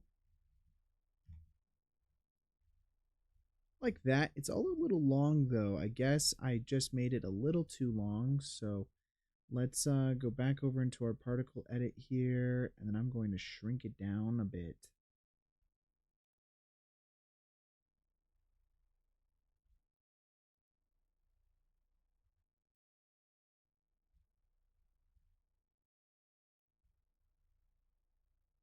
And there we go. Well, that's quite a bit better. Let's do the same for this guy. So we'll go ahead and add in another particle system. We could actually probably use the exact same particle system. And then we will use the same material, which is called hair. So if I go select my body and have hair. Also gonna, okay, so I'm gonna save and then let's do clean up, purge unused data. Get rid of all of the extra materials that we're not using right now.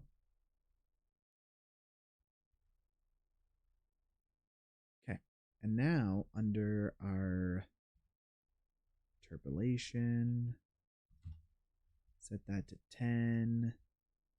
And then I want this to be like crazy curly or something like that.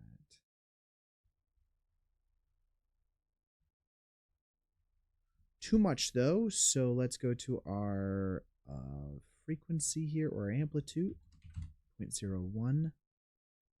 It's a lot better. And we'll set the length to 0.03.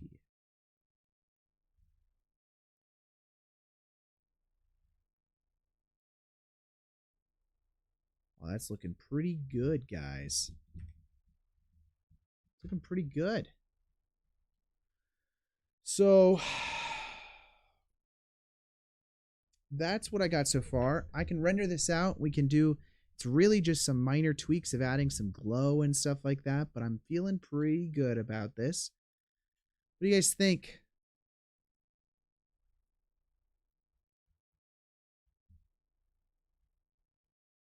Feeling pretty happy with it. Feeling pretty happy. His nose is still small, but like, let's see. His nose is a little small.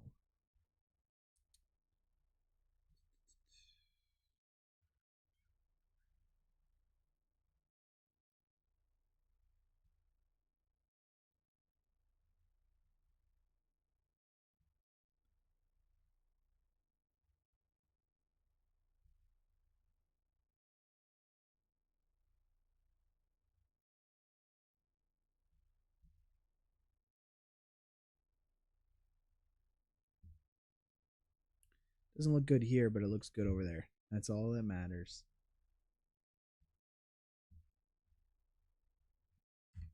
Go ahead and save that. I'm going to duplicate my hair particle settings again. Let's do hair particle settings over here. And honestly, we are good. I did unfortunately edit that to have children, but I think I could live with that, honestly. So, you hate that you love it? Why is that?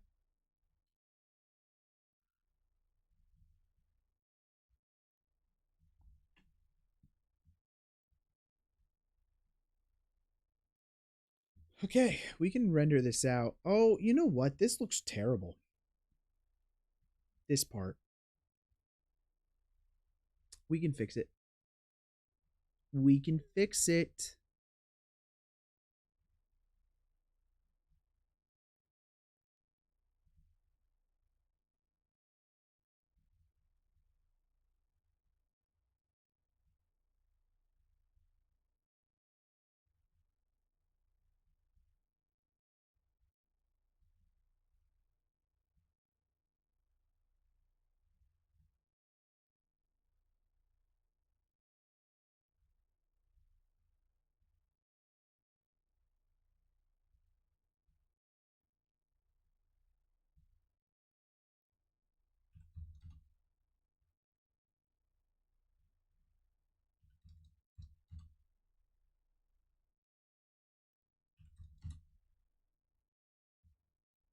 Okay. And then now we just need the hair. And now in our particle systems, we go to render, and it's got hair. Okay, great. So now that'll have those little speckles on there, which we can always increase the amount of them.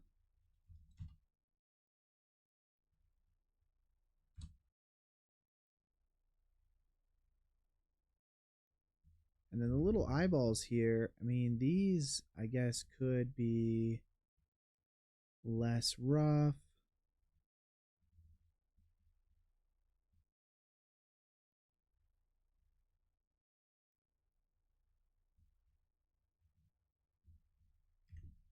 Okay. Great.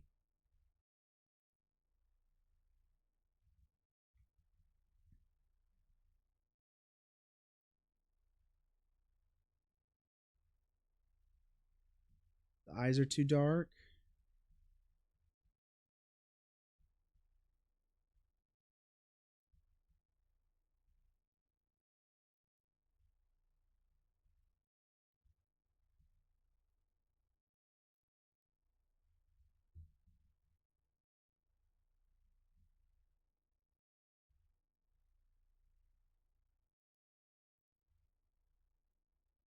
Do I hate that?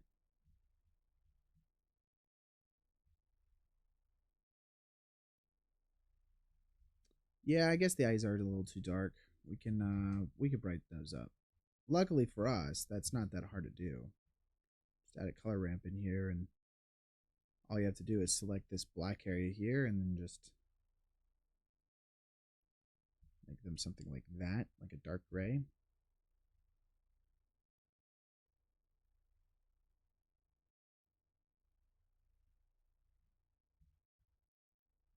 Might even, we take this and then we do a mix shader.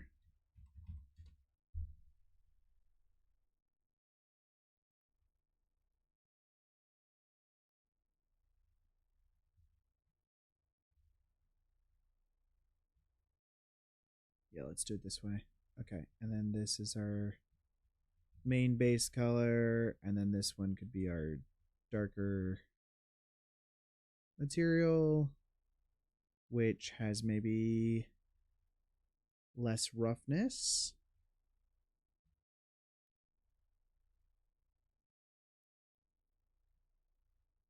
And how crazy of an idea would it be to also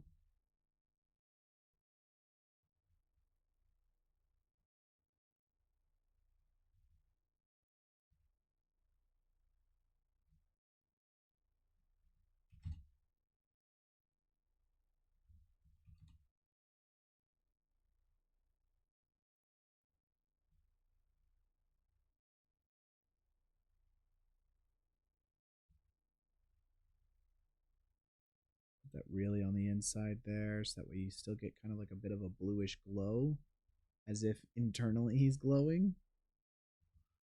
I don't know if this is a terrible idea or a great idea.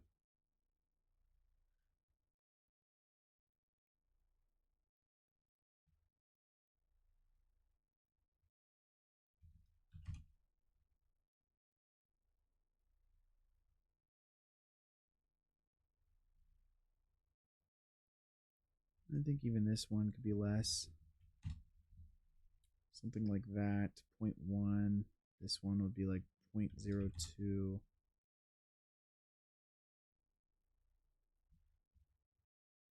Right? Go ahead and save that. It's pretty cool.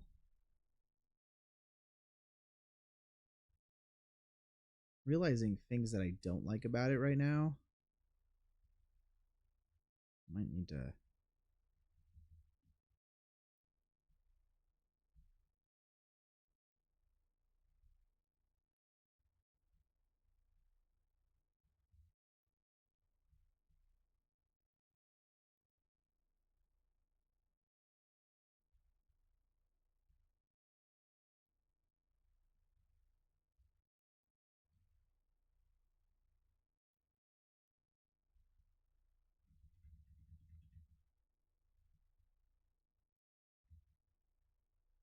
So when you say only Sith deal in absolutes, wouldn't that be an absolute?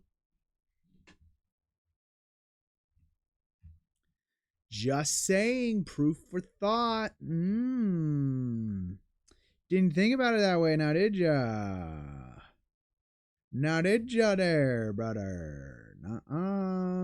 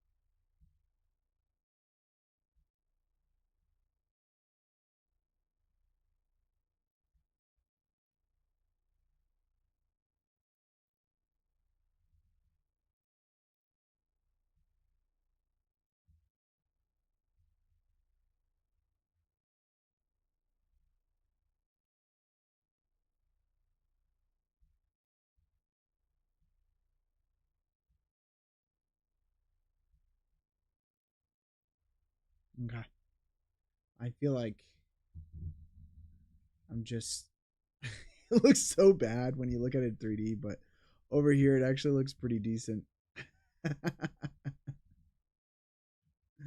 going to stop looking at it in 3D. We're only going to look at it from the camera perspective because I think that ideally looks fine.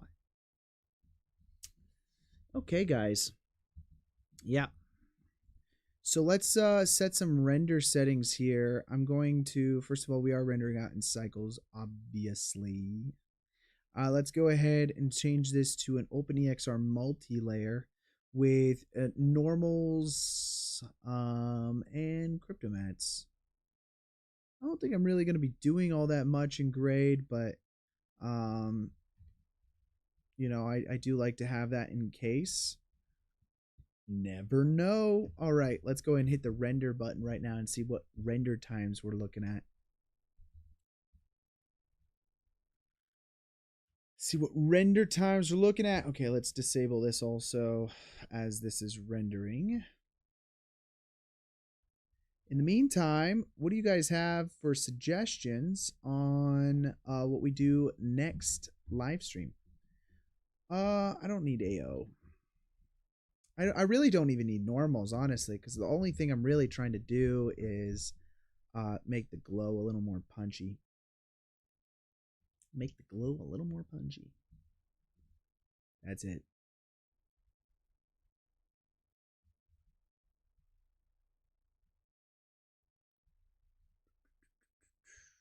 Let's render this guy out, please. Oh, man. I am tired. I am tired. Let's render this out. That way we can color grade it and get it going. In the meantime, I'm going to open up Nuke. Nuke! Wow, I didn't know that we were going to actually get done today, and I'm pleased that we did. This is making me happy. Making me happy.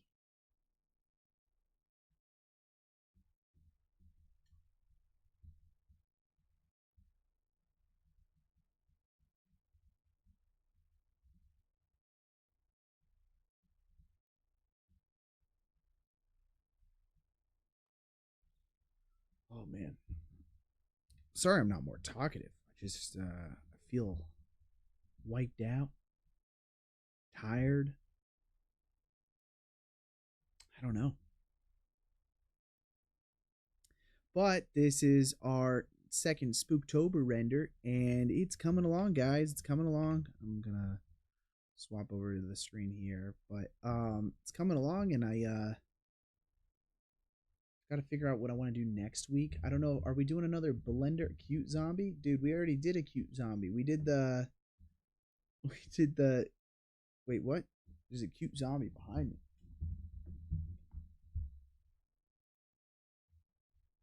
Where? Behind me? What are you looking at? I don't even have any zombies in here.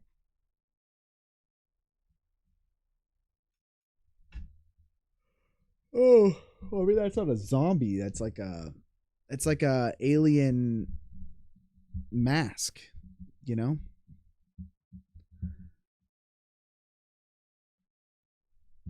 It's like a alien. We got it to do like a short film, and I just never made it into. That was back in college. I got it for like a. It was at a Halloween store, and I was like, "Oh man, we should make a short film," and then we just didn't. So it just never happened. But that was the plan initially with that.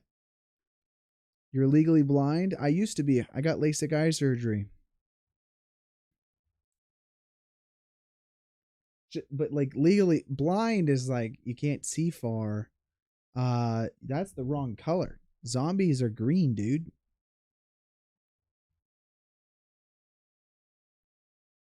Zombies are green. How's your game going? I just took a break. The one of the things I realized was that it was going to take a billion years because I only do it on live stream, and when I don't do it on live stream, I have to do it not on live stream. It's basically what I'm trying to say. I have to like actually spend time on it, but I haven't. I think the lines are messed up here. I'm not too happy about that. Don't know how that happened. Did it hurt? What hurt? Did what hurt?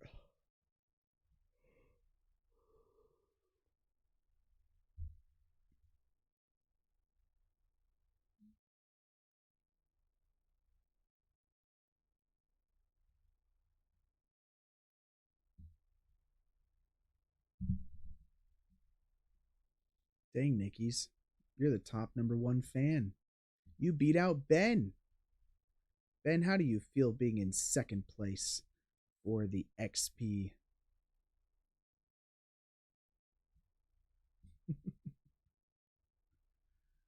I guess it makes sense. Nickies has. I guess I can't see the whole chat. Does it delete the chat after a while? Oh, the eye surgery. No, it didn't. It was over in like 10 seconds. Wasn't painful at all. It's very quick, very fast. Uh, Definitely like the best purchase I think I ever made in my entire life.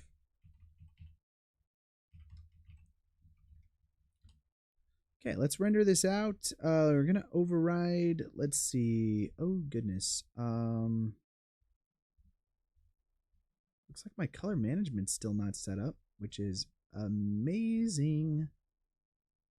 I don't know what that means. I'm gonna save this.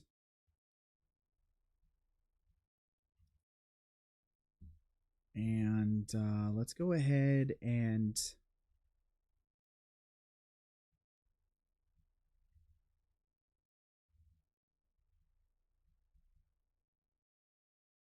Still don't have my color management set up. I gotta set that up immediately after this live stream is over.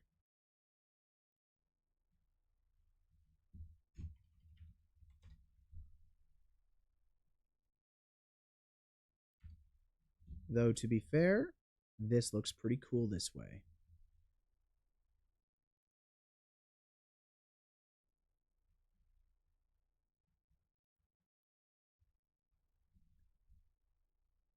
I mean, it's not the blue, like it's purple instead of blue.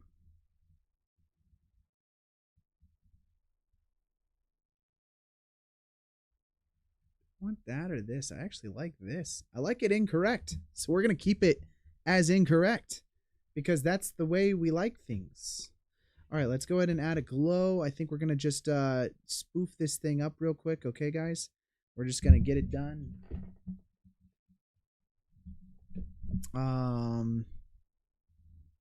Yeah, so let's go ahead and do that. So anyways, I'm going to add a little bit of a tolerance here. We're also going to say effect only because we're just going to multiply this back on top of everything. But let's go ahead and set the brightness to like a 0.5, the saturation to a 0.5, and then we'll also set the size to, let's say 20. And then, let's see, go ahead and merge this back over top. And we'll just call that a plus, please. It's going to give us a really nice glow effect that I love. Copy that, paste it. Next effect. We're going to go in here. We're going to change the tolerance of this to a 0.5 and change the brightness to a 0.75. We'll change the saturation to also a 0.75. You making a game definitely takes 500 years. Yeah, unfortunately it does, just because it's not exactly my highest priority. Although I wish it wouldn't take 500 years to do. Like, it would be really nice if I could get it done quicker. I think we want this. I think we like it being at full brightness. I think this one here, we might want to lessen. And then the last one I'm going to do is, let's just paste the same thing, but this time adding a blur node. And let's blur this by like 500. And then we're going to set this to a really small value. There we go, guys. And then now that's going to give us pretty much everything. Just add a lens distortion to it. Going to redistort. Or even do like that.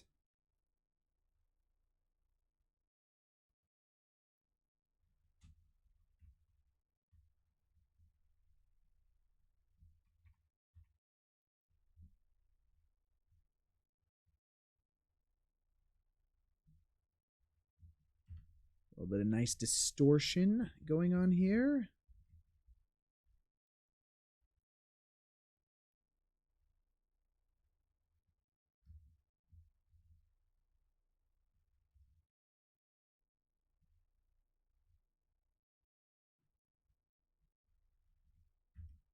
And then call this comp version 1. And then I think a few things. Let's take the color here. Let's make it a little more contrasty, I think. I also think overall the gain here can be a little bit more blue.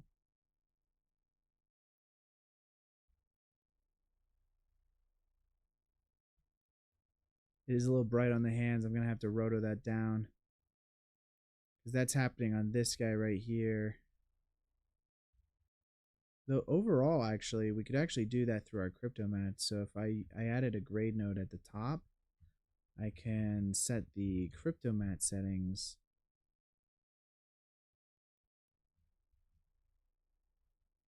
And then that here. Bring the gain down.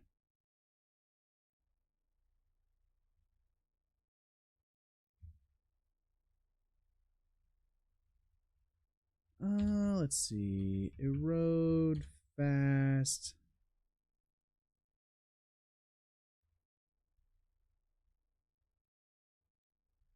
Freaking edges, dude, on defocused stuff. Not ideal.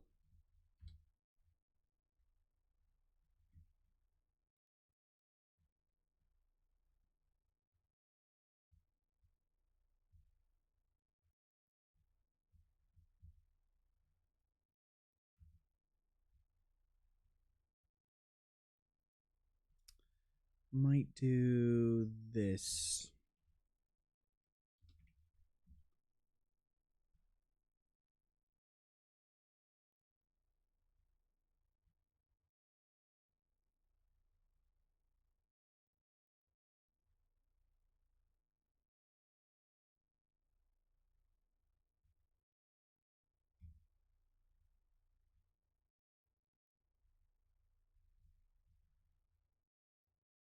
Beautiful. What a realistic Jack would look like? Yeah, I am kind of curious too. That would be interesting.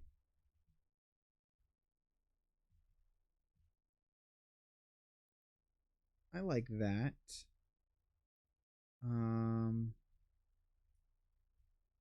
Do think we want probably that. And then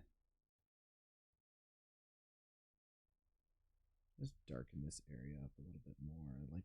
Like I feel like we lost our brows through the brightness. So I just want to add those back in if I can.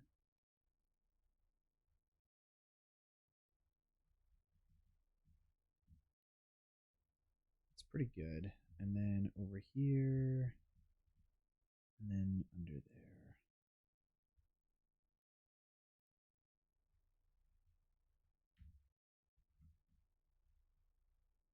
Yeah, a little bit of paint didn't hurt anyone. Bring some back of our character's features.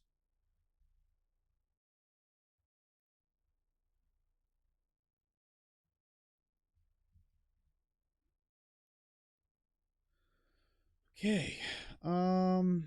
Yeah, so that's going to give a little bit more of a bluish tint, I suppose, and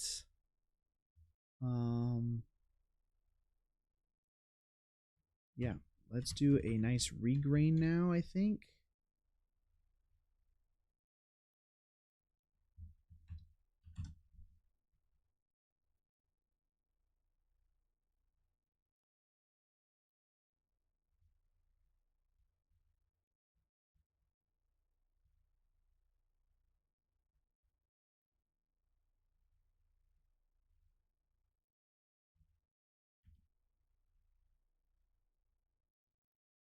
Do that. With the merge, back to that. With the mask set to here. And that's going to be that. And we hit invert.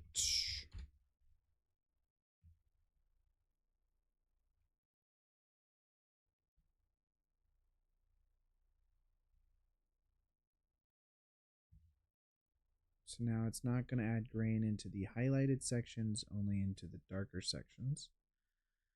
So we're probably going to want the grain amount to be a little less overt. And there you go. Something you can barely see on YouTube anyways. So we go ahead and crop that.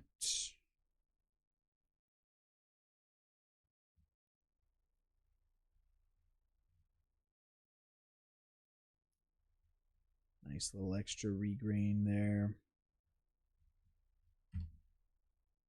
Yeah. Might also actually, since we're darkening stuff anyways, darken this up a little bit by myself. Oh, I just heard my camera turn off. So it looks like we lost our camera. Dang, we were almost done with the stream too. VTuber mode activated.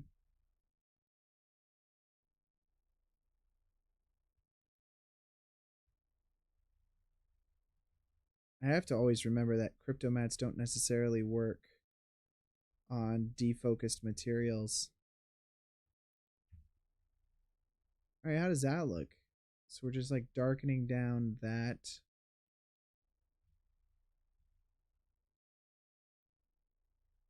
Maybe a little less, I think.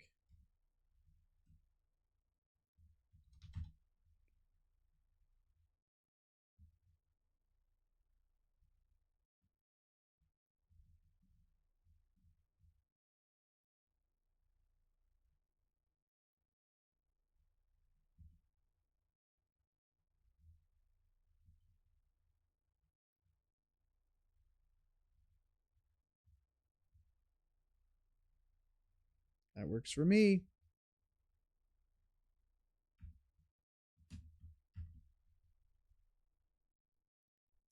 All right, guys. I think that's the live stream right there.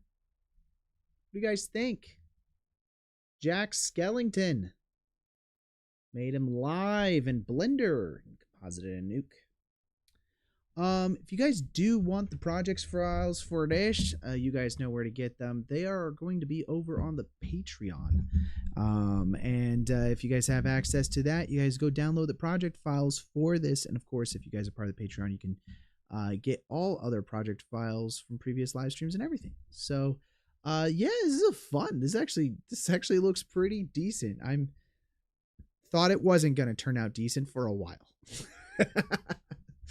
But no, I pretty happy with this. If you guys like this, make sure to hit the like button below, and please comment what you guys would like to see for future or the next Spooktober live stream. I'd like to have some suggestions from you guys if you guys can, and then that way I'd like to try to appease all of you guys. But yeah, make sure to hit the like button and share with some of your friends. We're so close to 5,000 subscribers. I can smell it.